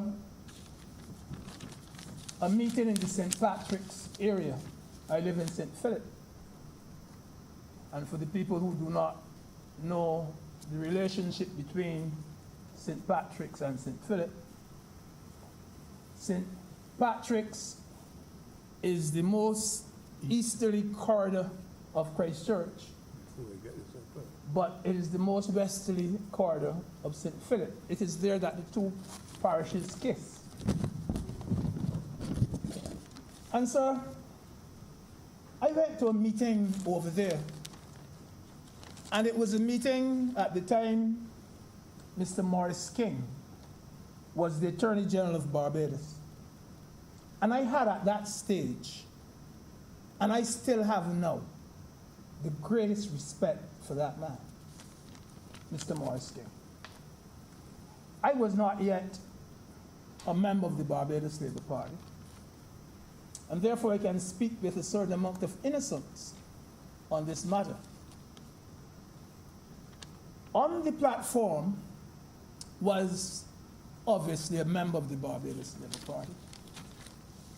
And his thesis, his criticism, his attack on that stage was that the Attorney General does not know what is going on. And they were throwing some lashes in Mr. King. And the speaker, I almost call his name, the speaker went on to say, you know why he's no good? Everybody is suing him. Everybody is suing him. They're suing him left, right, and center. Sir, you and I would know that that would have been at a time when there were no boards. So if something happens today at Princess Margaret School, a student slips on a wet pavement or some student falls, you sue the board. These were the days, sir, when you just identified the ministry, but you sued the Attorney General. So whether it be MTW, whether it be the Ministry of Education, whether it be the hospital, the Ministry of Health, whatever, you sue the Attorney General. So you read off they read off a long list of cases which involve the Attorney General. Everybody is suing the Attorney General, he said, and he read off this long, long list. Today, if anything happens at the hospital, you sue a board. You don't sue the AG now. If anything happens at a school, you sue the board, the school board. But in those days, you sued the Attorney General. And sir, and he said the conclusion to be drawn, the speaker said, was that the Attorney General did not know what he was doing. And poor Mr. King would not have known what went on at this school or that school, or whether your car dropped in a hole along the road for MTW. And he was being criticized as someone who did not know what he was doing. And so I said to myself, I turned to a fellow Gates that would take me there. He said, boy, this thing sounds unfair to me. And that is why he says, sir, uneasy is the head that wears the crown. But they didn't stop there, sir. They didn't stop there, the criticism of him that evening. They didn't stop there. They said that murders were on the increase, and robberies and rapes and crime generally was on the increase. And they said, they were arguing that he was responsible for putting the brakes on crime. So he has to be blamed for this increase in crime. As far as I know, poor Mr. King never committed any crime in his life. Not as far as I know. or encourage any. But, sir, they said he is the Attorney General and he is responsible.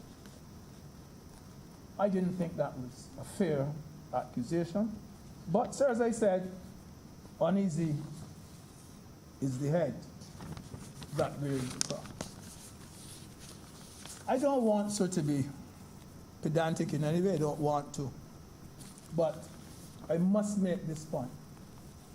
Our Attorney General has had his share of criticism too. Some, most of it, not fair. And uneasy is the head that wears the crown. And sir, I'll tell you about this one. I'll tell you about this one, sir. When I was at law school, I learned of a rule called the EJUSDEM, that's it, E-J-U-S-D-E-M. Pronounced like if the J was an H. EJUSDEM generous rule. And it had to do with legal drafting and statutory interpretation.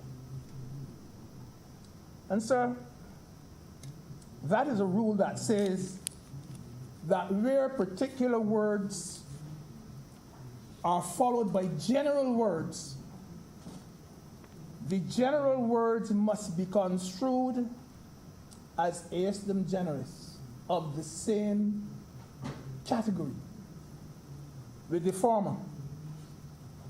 So the general words must be limited by reference to the former words. A bit confusing the way it is put.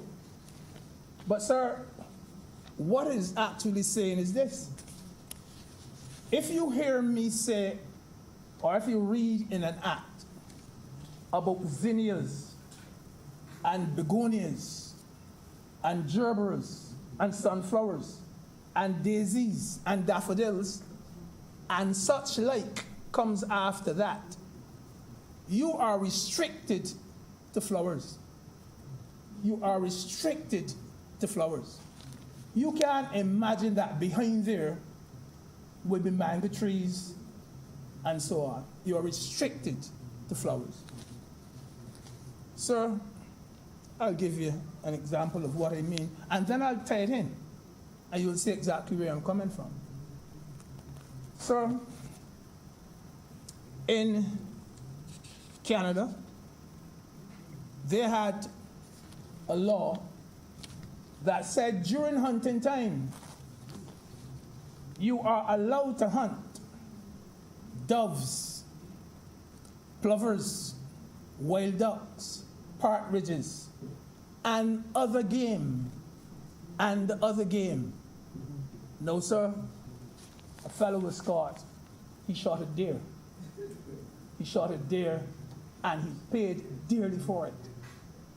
And his position, no pun intended, and his position was he was hunting, but then he was told, no, you are restricted to this.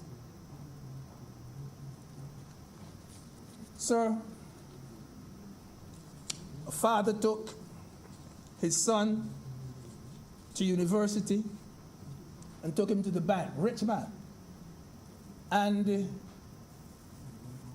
he told the son, now I am going to put some money here, and you have to use this money to purchase books, notebooks, slide rule, laboratory equipment, and anything else that you need. That was put to him in writing. And no sooner had the father turned his back that this youngster bought a sports car. He bought a sports car. The father said, you have to resell that car and put every cent back on the bank. You know, they told him went to court. Father took him to court to make him sell it. And the court held that he had to sell the car, that what the father was saying here, anything to do with your classroom, Yes, the father had said, as I mentioned earlier, books, notebooks, slide rule, laboratory equipment, anything within the classroom. But sir, why am I wasting time and saying all of this? I'll tell you why.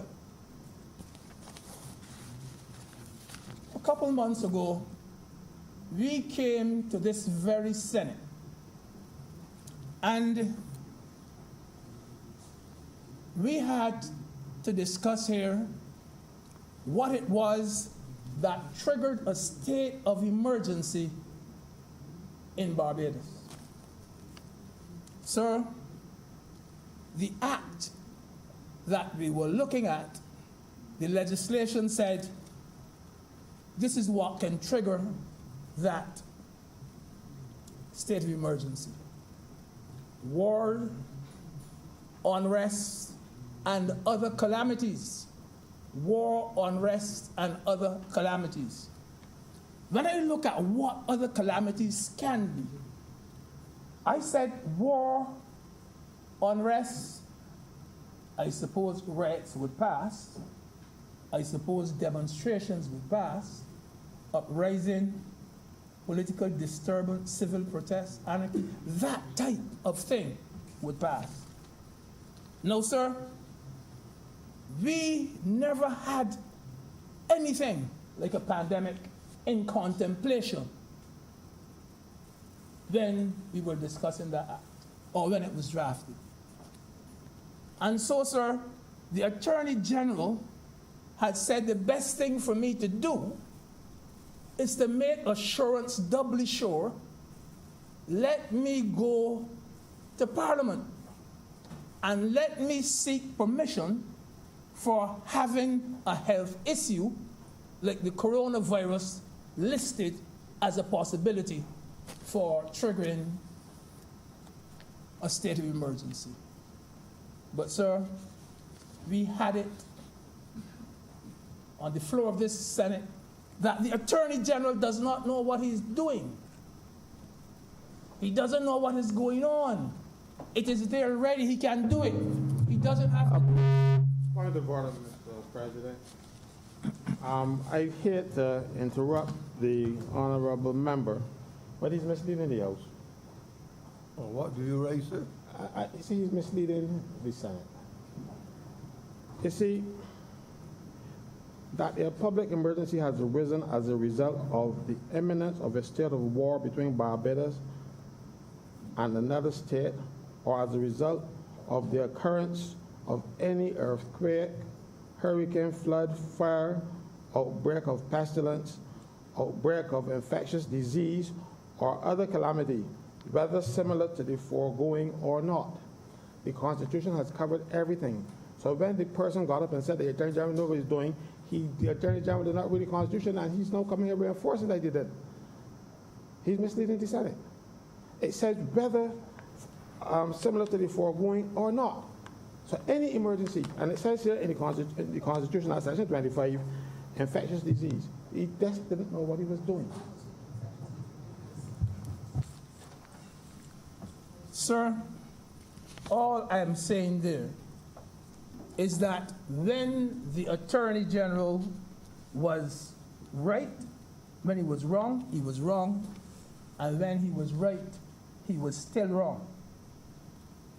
That under the Emergency Act, we were restricted, and that is what we had come under. We had come under that. No, sir. Where this particular bill is concerned, there are two sides to this argument. There's one argument where the minister responsible for the civil service, the Prime Minister, has power to create posts in the civil service. And that power is given under Section 13(1) of the Public Service Act.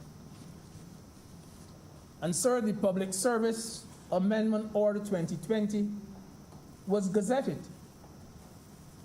on the 2nd of March 2020, and it showed that the post of a second deputy commissioner was indeed established.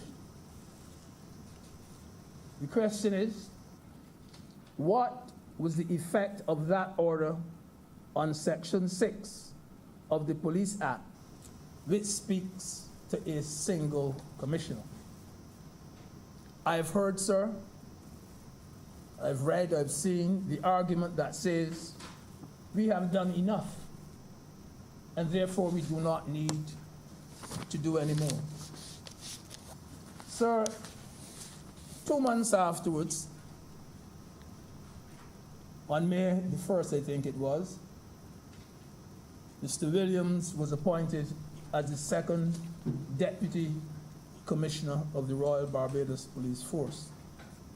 We already know that Mr. Boyce had already been appointed as a Deputy Commissioner as well. And then there was a second position or argument, and that one was saying that we cannot escape the fact that the order should have been laid in Parliament. We cannot escape the fact that the order should have been laid in Parliament. The second argument is also saying that the order is of no effect without parliamentary approval. And it is also saying that that order cannot trump or cannot impliedly repeal the Section 6 of the Police Act, and that Parliament has to tidy up the matter. So those are the two sides. Those are the two sides. And I must say, sir, that I never thought that when the concept of implied repeal was mentioned by the Prime Minister, it was not, I would never thought it was done in a kind of pushback manner. I never thought that it was done as if to say, we have done enough. I thought it was just mentioned as to say that there is something called implied repeal which we may be able to look at. We may have to look at it. That is all I think that the Prime Minister had been saying then. But as Senator Moore alluded this afternoon, so far, no one has refuted our starting position in this matter, which is that the organizational structure of the Royal Barbados Police Force is such that it can now accommodate 2 deputy commissioners of police. There is now enough work for 2 persons at that rank. And sir, the commissioner himself, as we've heard from both speakers so far, the commissioner himself had written requesting that a second deputy commissioner of police be appointed. And that, sir, is what had triggered the appointment in the very first place. Sir, long before this matter was raised in the Senate, sir, 2 khaki uniformed policemen had spoken to me on this matter. I do not know, cannot remember, didn't even try to remember their exact positions in the force. But they would have to be at the rank of senior superintendent of police, assistant commissioner, somewhere up there, because they're really khaki. They had mentioned it to me, and they had said, you all have to look into it, because there's only room in the law for 1 deputy commissioner. And I know that it was discussed among the hierarchy of the Royal Barbados Police Force. So discussion on this matter didn't originate in the Senate. And so even when they spoke to me, I could have given certain mouthings to it. I could have given it legs too. I could have run with it too. I could have made it appear as though it originated with me. But it did not, sir. It did not, sir. It is in our interest, sir. It is in our interest to ensure that the Royal Barbados Police Force is not continuously subjected to politics, to political rumors, or to low morale. It is in the interest of all of us in here to try to ensure that that does not happen. Our police force, Mr. President, should not be treated as a political football. And these two persons who are assigned to this position, sir, of Deputy Commissioner, these two deputies, they command the respect and the admiration, sir, of the entire force and much of the public. And sir, we want to put an end to things like policemen having to sue government for not being promoted for one reason or the other. We have to try to take the policing things out of the court. And the sooner we bring matters like this one under control, the better it would be for the police force and for this country. Sir, I am willing to let, you could almost say the other side, to let the other side, sir, put its case at its highest. That case could go at its highest. In other words, I am willing to accept that this is a mistake which was made and that we have to tidy it up. I am willing to say that. And so if we can complete this debate today, we can put an end to this matter once and for all. And I like the route we are going. And I say, sir, that if we go this particular route, not a fella would be able to argue that it does not have binding force. Not a fellow would be able to say that we did not conform to all of the formalities and perhaps more that is required by the law. After all, Mr. President, this was a simple oversight, an unintentional oversight from what the norm really should be. This was not an accusation of the Attorney General on a matter of corruption or theft or insider trading or sexual harassment. And one thing I can tell you, it certainly was, sir. Was not, sir. It was not one of political indifference. It was not one of political incompetence. No. Indeed, sir, I challenge any one of us in here to say that the Attorney General of Barbados, Mr. Marshall, is not a good Attorney General. I challenge anybody to say that. I challenge anyone to say that he lacks the ability or the qualities or the skills for the job he is doing. He has been a very solid Attorney General. Our Prime Minister says that she has every confidence in him. Why should she dismiss him, as some people called for? Fortunately, Mr. President, this is a mistake which is correctable. That is the point. It's a mistake, sir, which the appointment, sir, can be validated. It is not, Mr. President, as though nothing can be done about it. It is not something, sir, which is incurable.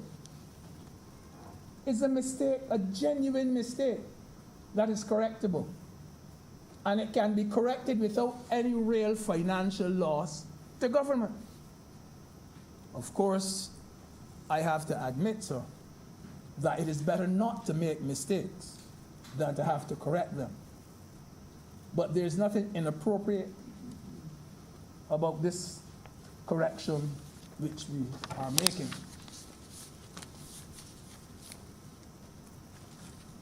Even if it were possible, Mr. President, to avert this apparent breach by relying on the concept of implied repeal, even if that were possible, I personally prefer the route today, the one we are doing now, because most Barbadians understand this method of changing the act.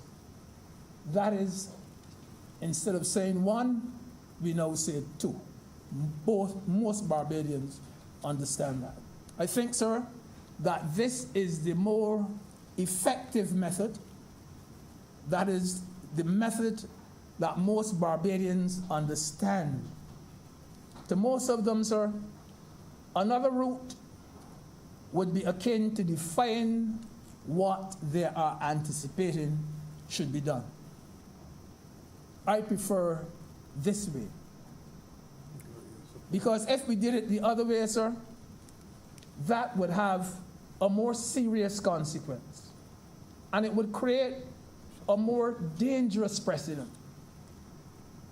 It would be a much steeper hill for us to climb. But once we go this route, Mr. President, I challenge anyone to say that in this matter, at any stage, this government acted as though it is above the law.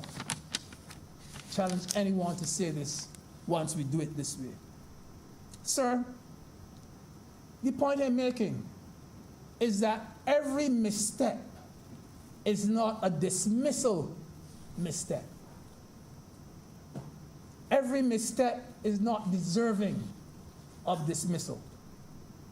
Sir, my mother used to flog me when I was a boy, but she didn't flog me for every mistake I made. If she had flogged me for every mistake I made, she'd be flogging me all like now. She would still be flogging. She often allowed me, sir, to say, I'm sorry, and to move on. And, sir, the other point is this, that if we had to ask every minister, every accountant, every CEO, every manager who has made a mistake, great or small, to resign or to be dismissed, nobody would be working. Nobody would be working. So neither the Attorney General nor, by extension, the government has given the impression that this administration is despotic, that we are domineering, that we are dictatorial, any of those words that we hear in here so often. We have heard that from various quarters. Up to this point of its short life, this government has never given the impression that it has to have its own way. We've been accused of it. Never given anyone that impression. This government comes to the people, it listens to the people, and it often changes its position to suit the people. This government. I remember, sir, when this matter first broke in the public domain, the Attorney General said himself that he regretted what has happened. He says it is to be regretted. He didn't ask his permanent secretary to say so. He expressed the regret himself. He didn't seek to put blame on any public servant. He took the blame himself. It happened under his watch, and he accepted responsibility for it.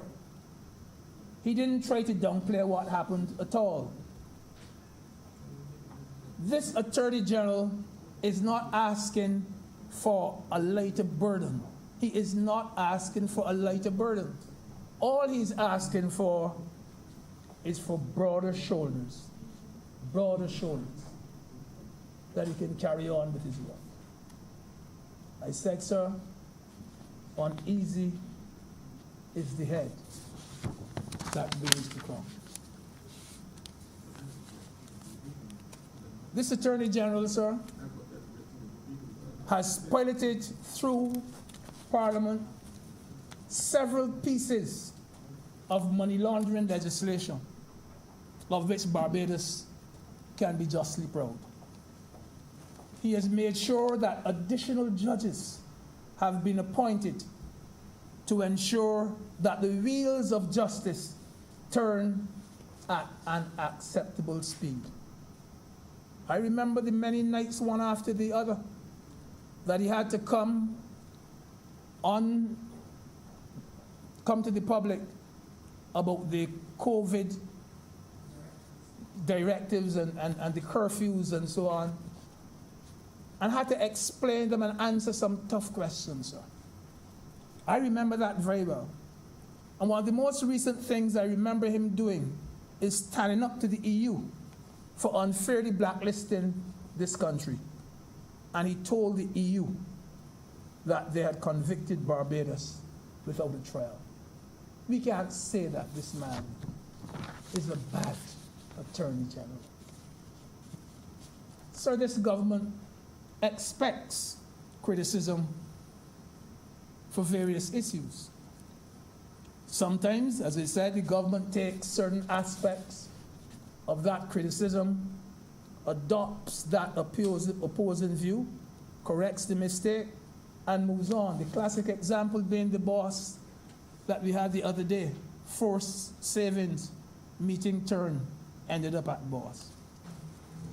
So again, this is not a stubborn, obstinate, and unrelenting or headstrong government. It is not. It is not a kind of like it or lump it government. And I take the opportunity to say, sir, to the Prime Minister, to the Attorney General, and to the entire team, that once you know that you are on the right path, if you are facing the right direction, all you have to do is to keep walking. Keep walking. Once you know you're on the right path, once you know you're facing the right direction, just keep walking. You are going to get criticism. So here's the condition, here's the situation, sir, where a mistake is admitted. We come to regularize the situation, and we had to amend the legislation. What is it that makes that such an unpardonable sin? That we can hear from the leader of the opposition, you must resign or else. What is there? I have said already, sir, that, you know, I'm not going to attack her, and so I have said it. But I'm sure that she has heard of the biblical passage, and I'm sure that Senator Rogers or Senator Holder will correct me if I say it wrong. Let him who is without sin cast the first stone. I like it right. Because why I say that is because I remember when a certain group was in office that they had a situation at the Waterworks Department where there was one position of general manager, one person being paid as general manager and running the affairs of the authority. And then they had an executive chairman appointed, more management, doing the exact thing, doing the same thing. And when that was happening, sir, it was not part of the structure at the Water Authority, and yet they did it. So, as I said, let him who is without sin cast the first stone. I remember too when someone who eventually became the Chief Justice of Barbados was appointed as Chief Justice, yes, and then had to have the legal criteria changed to fit an already appointed Chief Justice. Yes. We had someone appointed, and then we had to turn around and say, not yet, don't put him there yet, because he's square and the peg is a wrong one. And you had to get it changed up that he could fit. And I had no problem with that. But we are doing something which is so similar. And yet, all hell has broken loose. All hell has broken loose. I remember too, sir, when persons whose employment contracts were 1 year old up to the time of the last election. Only 1 year, some of the contracts got 3 years to go. And the 1 year contract, they were renewed. They were renewed. Let him who is without sin cast the first stone. Yeah. I remember that. So, Mr. President, I am not at all surprised that the leader of the Democratic Labour Party has called for the AG's dismissal over this matter. That is politics. I'm not surprised, sir, that is politics. We are all for criticism, because we know that we are the beacon of democracy in the Caribbean. Let them criticize. We do not seek to muzzle opposition. We do not. Sir, every government in office will always have its detractors. Every single government in office will have its detractors. There will be gloating every time any government makes a mistake. Some quarters they'll be gloating. If I tell you something, you wouldn't believe me, sir. No, I believe, sir, that if our corona numbers shoot up to 1,000, there'll be people in Barbados who will be gloating. I feel so. And nobody can stop me from feeling so. I feel it if they shoot up. Every time they shoot up in the air, I feel in certain corridors there's rejoicing. Let you deal with that kind of attitude. I feel so. We got a lot of them. But sir, what we can tell that person is that we do not think that what occurred merits resignation or dismissal. But she has every right to make her call, because that is politics. The only thing, sir, that I will tell her, and I finish by saying it, I tell her, and it is this, that whether she knows it or not, time is longer than twine. she will soon come to realize it.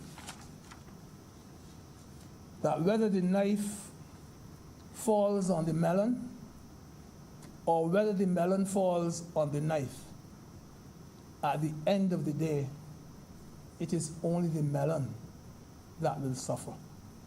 Mr. President, I'm obliged to you. Thank you. I next recognize Senator Sanders. Thank you, Mr. President. Oh, I don't intend to be long this afternoon, and I simply rose to address a burning issue that I felt needed to be addressed, having heard the presentation from one of the honorable senators. Now, controversial dialectic is an art form. It is the art of disputing in such a way as to hold your own position, whether or not you're even right. It is an art. Now, a person may objectively be right in their assertions and in their positions. But nevertheless, in the eyes of bystanders, people who may not understand the debate, people who may be none the wiser to what is true and what is false, in their eyes, they may perceive the person who is being truthful as the weaker of the persons in the debate. In other words, they may perceive that person to be the loser. And on the reverse, perceive the person who has refuted that person of truth's position as being the winner. So essentially, it is the ability to make people believe your position even if it is baseless, unfounded, untrue, and misleading. The art of controversial dialectic. Now,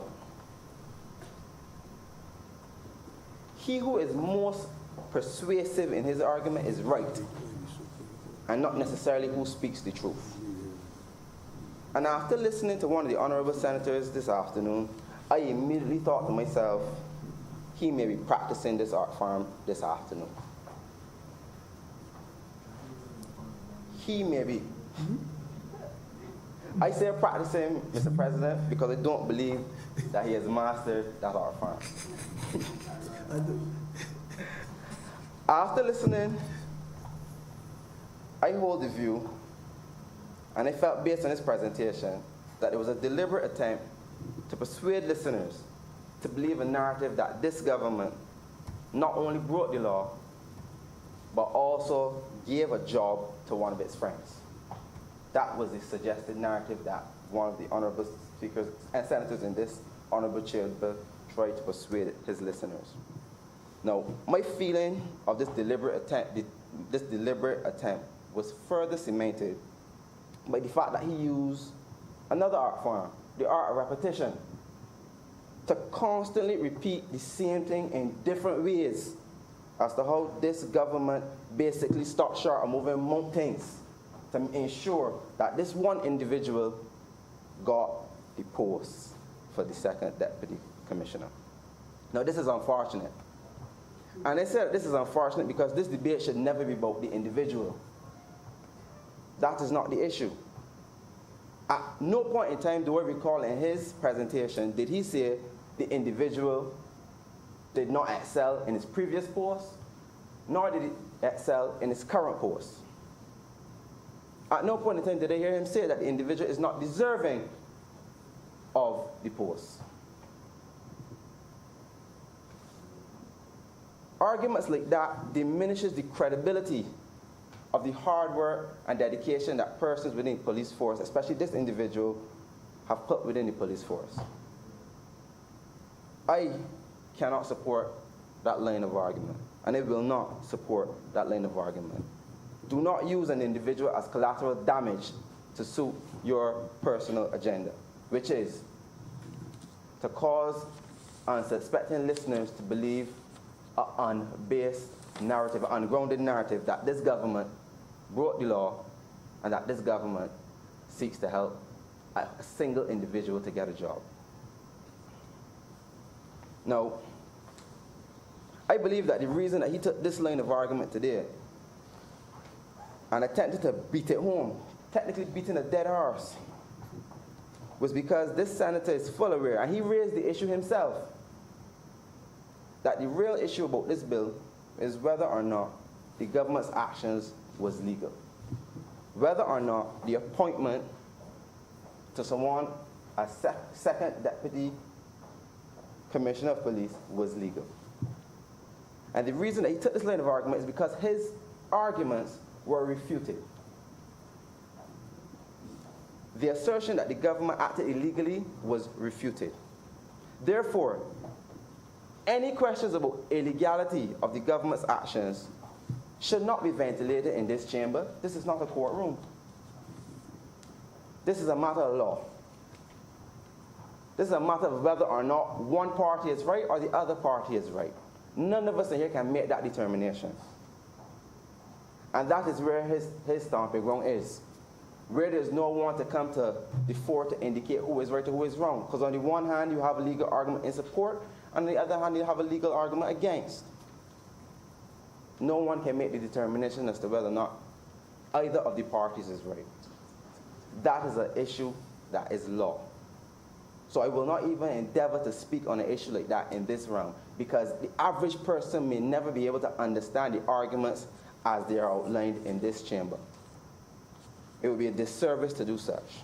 But what I can say that every average person can understand is that in 2018, the Commissioner of Police wrote a letter giving reasons and grounds for why it was not only important but necessary to have a second post of Deputy Commissioner of Police created in the police force, because that specific post would enhance the overall effectiveness and operations of the police force. In other words, he needed assistance.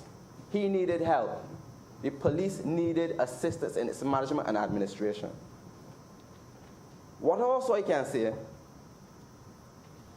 is that this government did not pull the job from out of the sky. This is not a situation where the government decides tomorrow, I want to have the post of second deputy commissioner of police installed, and they can do it regardless of however somebody feels. This was done based on the recommendations of the chief officer of the police force, the commissioner of police. And he didn't just say he wants a second deputy. He gave reasons. He rationalized why it was important to do so. And only after consultation, only after the request, did this government comply with the said request and appoint a person to second deputy commissioner of police. Now, I can accept that based on what my colleagues and the Greenwich had indicated, that it may not have been the best way of going about the appointment. But hindsight is 2020. In the current environment we were in, we were facing COVID. The Attorney General also indicated that if things were normal, we would have been here quicker, long time ago. We would have been here quicker than we wanted to be. But the unfortunate reality is COVID prevented us from getting here to do what we're currently here to do, which is to tidy up the form in which this appointment was done. But the reality remains is that the substance behind it all is uncontested. There's no issue about whether or not a second deputy commissioner should be appointed or whether or not the person there should or should not be there. That is not the issue. The issue solely relates to the form in which it was done. That is the issue.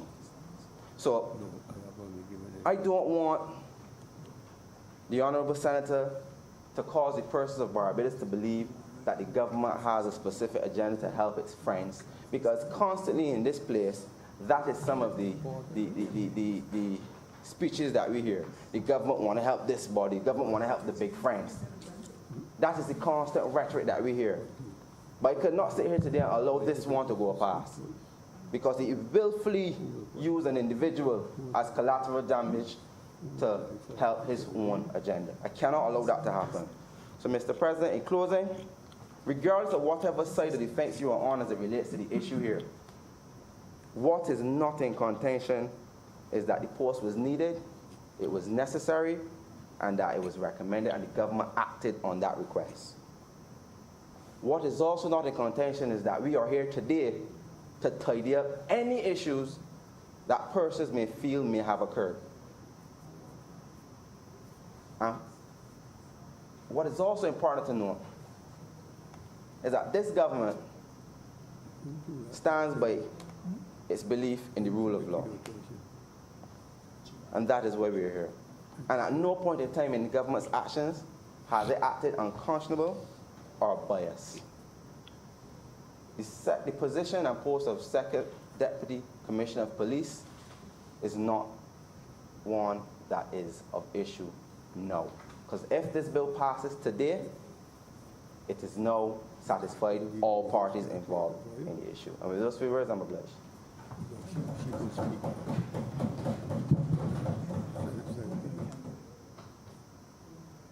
I think I've exhausted the list now, and now it's your turn, acting leader of the House, of the Senate.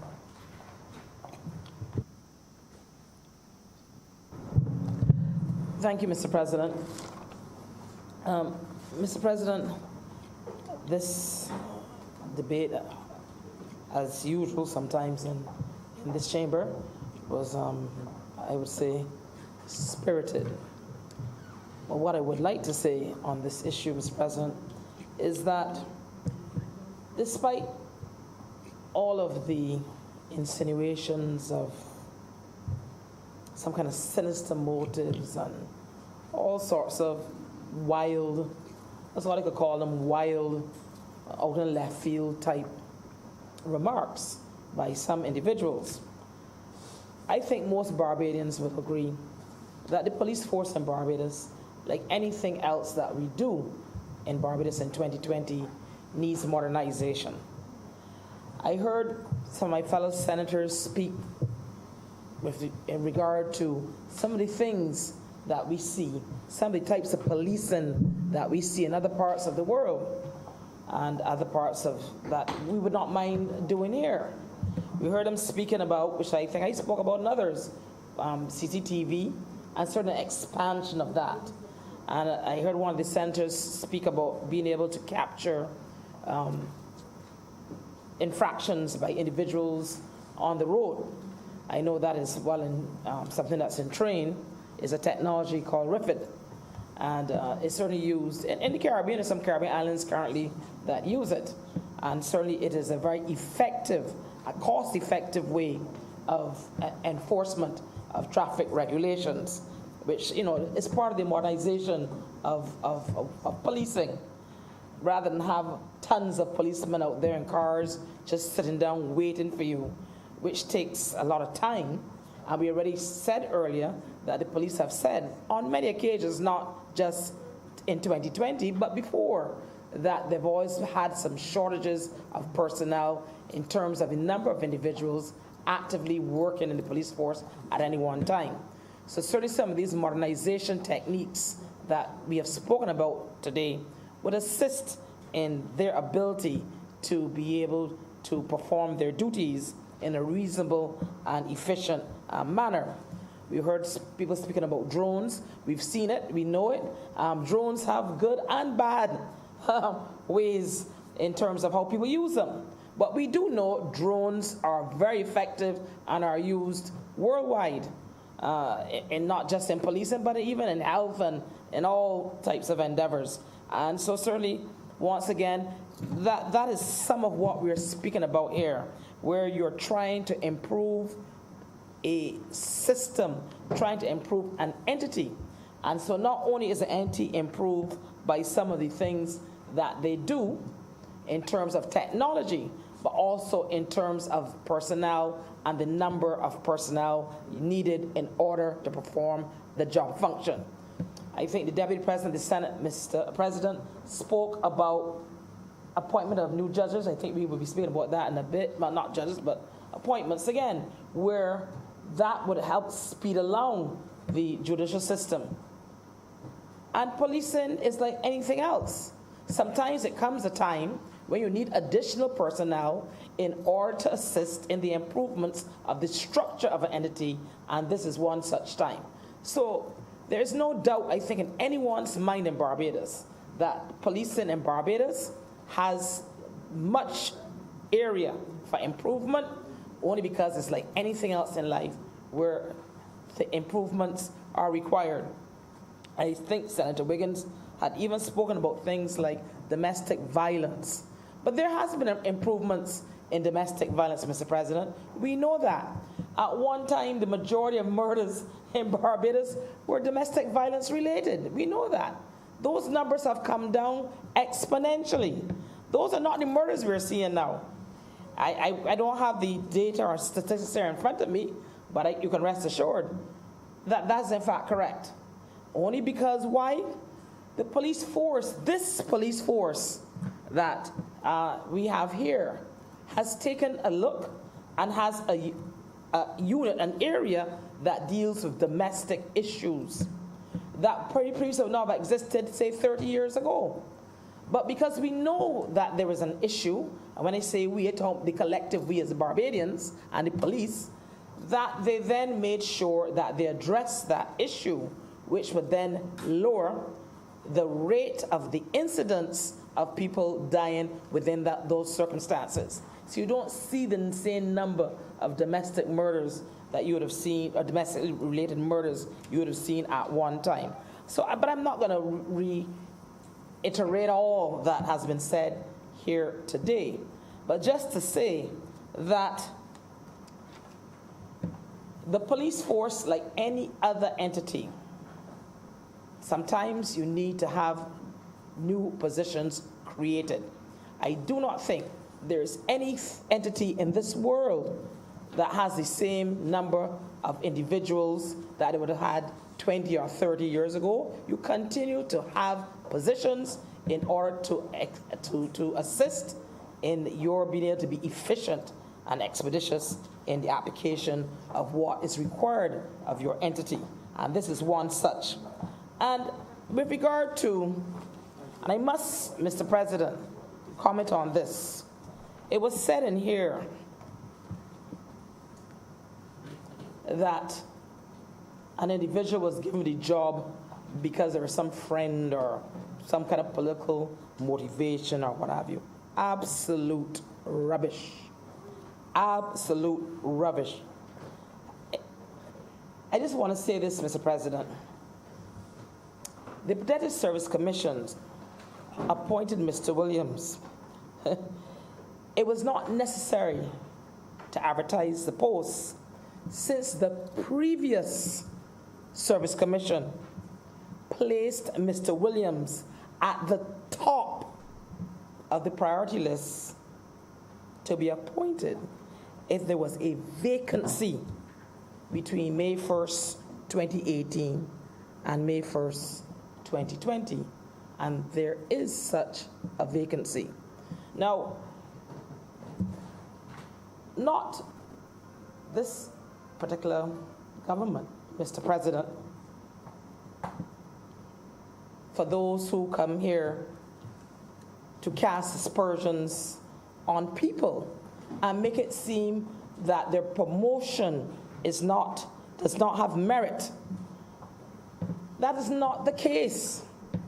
The individual in question was clearly good enough for a previous service commission, clearly well respected by a previous service commission. So if you are, the insinuation of political interference in this process is absolutely absurd. And it really is disappointing, Mr. President, sometimes when people who are so deserving, so well respected, and not just within the police, the area of the police force itself, but outside. But outside the police force, no one has anything negative to say about the individual. They're highly respected, more respected than many people. But yet, people could cast aspersions on their character and say all kind of things in order to make some sort of baseless argument that has no foundation. Let me just indulge me, Mr. President, because I won't make it long. Let me repeat. A previous service commission placed Mr. Williams at the top of the priority list for those who will continue to believe other than what is in fact true, and that is that this individual is extremely well qualified for this post and well respected within the ranks of the force. And make no mistake about that, and outside of the force. Now, in wrapping up, Mr. President, I would just like to say that the Barbados Police Force, we would hope going forward, all of the other issues that people spoke about in here today, like morale issues and all these other myriad issues one would get within the structure of any entity, can all move forward. All these things can move forward where we can have a functioning police force that is a good police force. And I can say, and I said it earlier in my initial presentation, the Barbados Police Force is well respected throughout the Caribbean. I have not been to a single Caribbean island where the people do not hold the Barbados Police Force and policing in Barbados in high regard. There's no perfection in anything. There isn't. But there's no perfection. There's nothing. There's no perfection in trade union movement or trade unionism. So, but what we do know is that the police force here is regarded by others as being a sound, well-functioning, well-run entity in many respects, and we want that to continue. And so in closing, Mr. President, I beg to move that Your Honor, beg to move that this bill now be read a second time.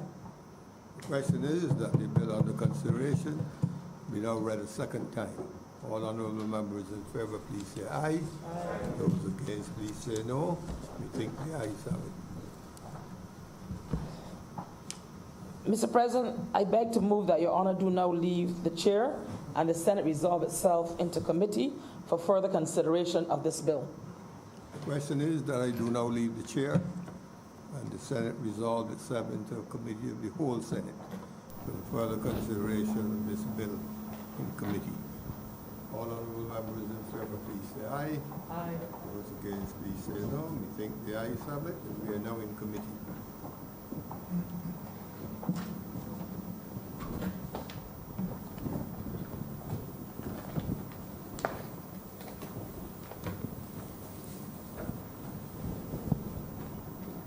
Senate is now in committee.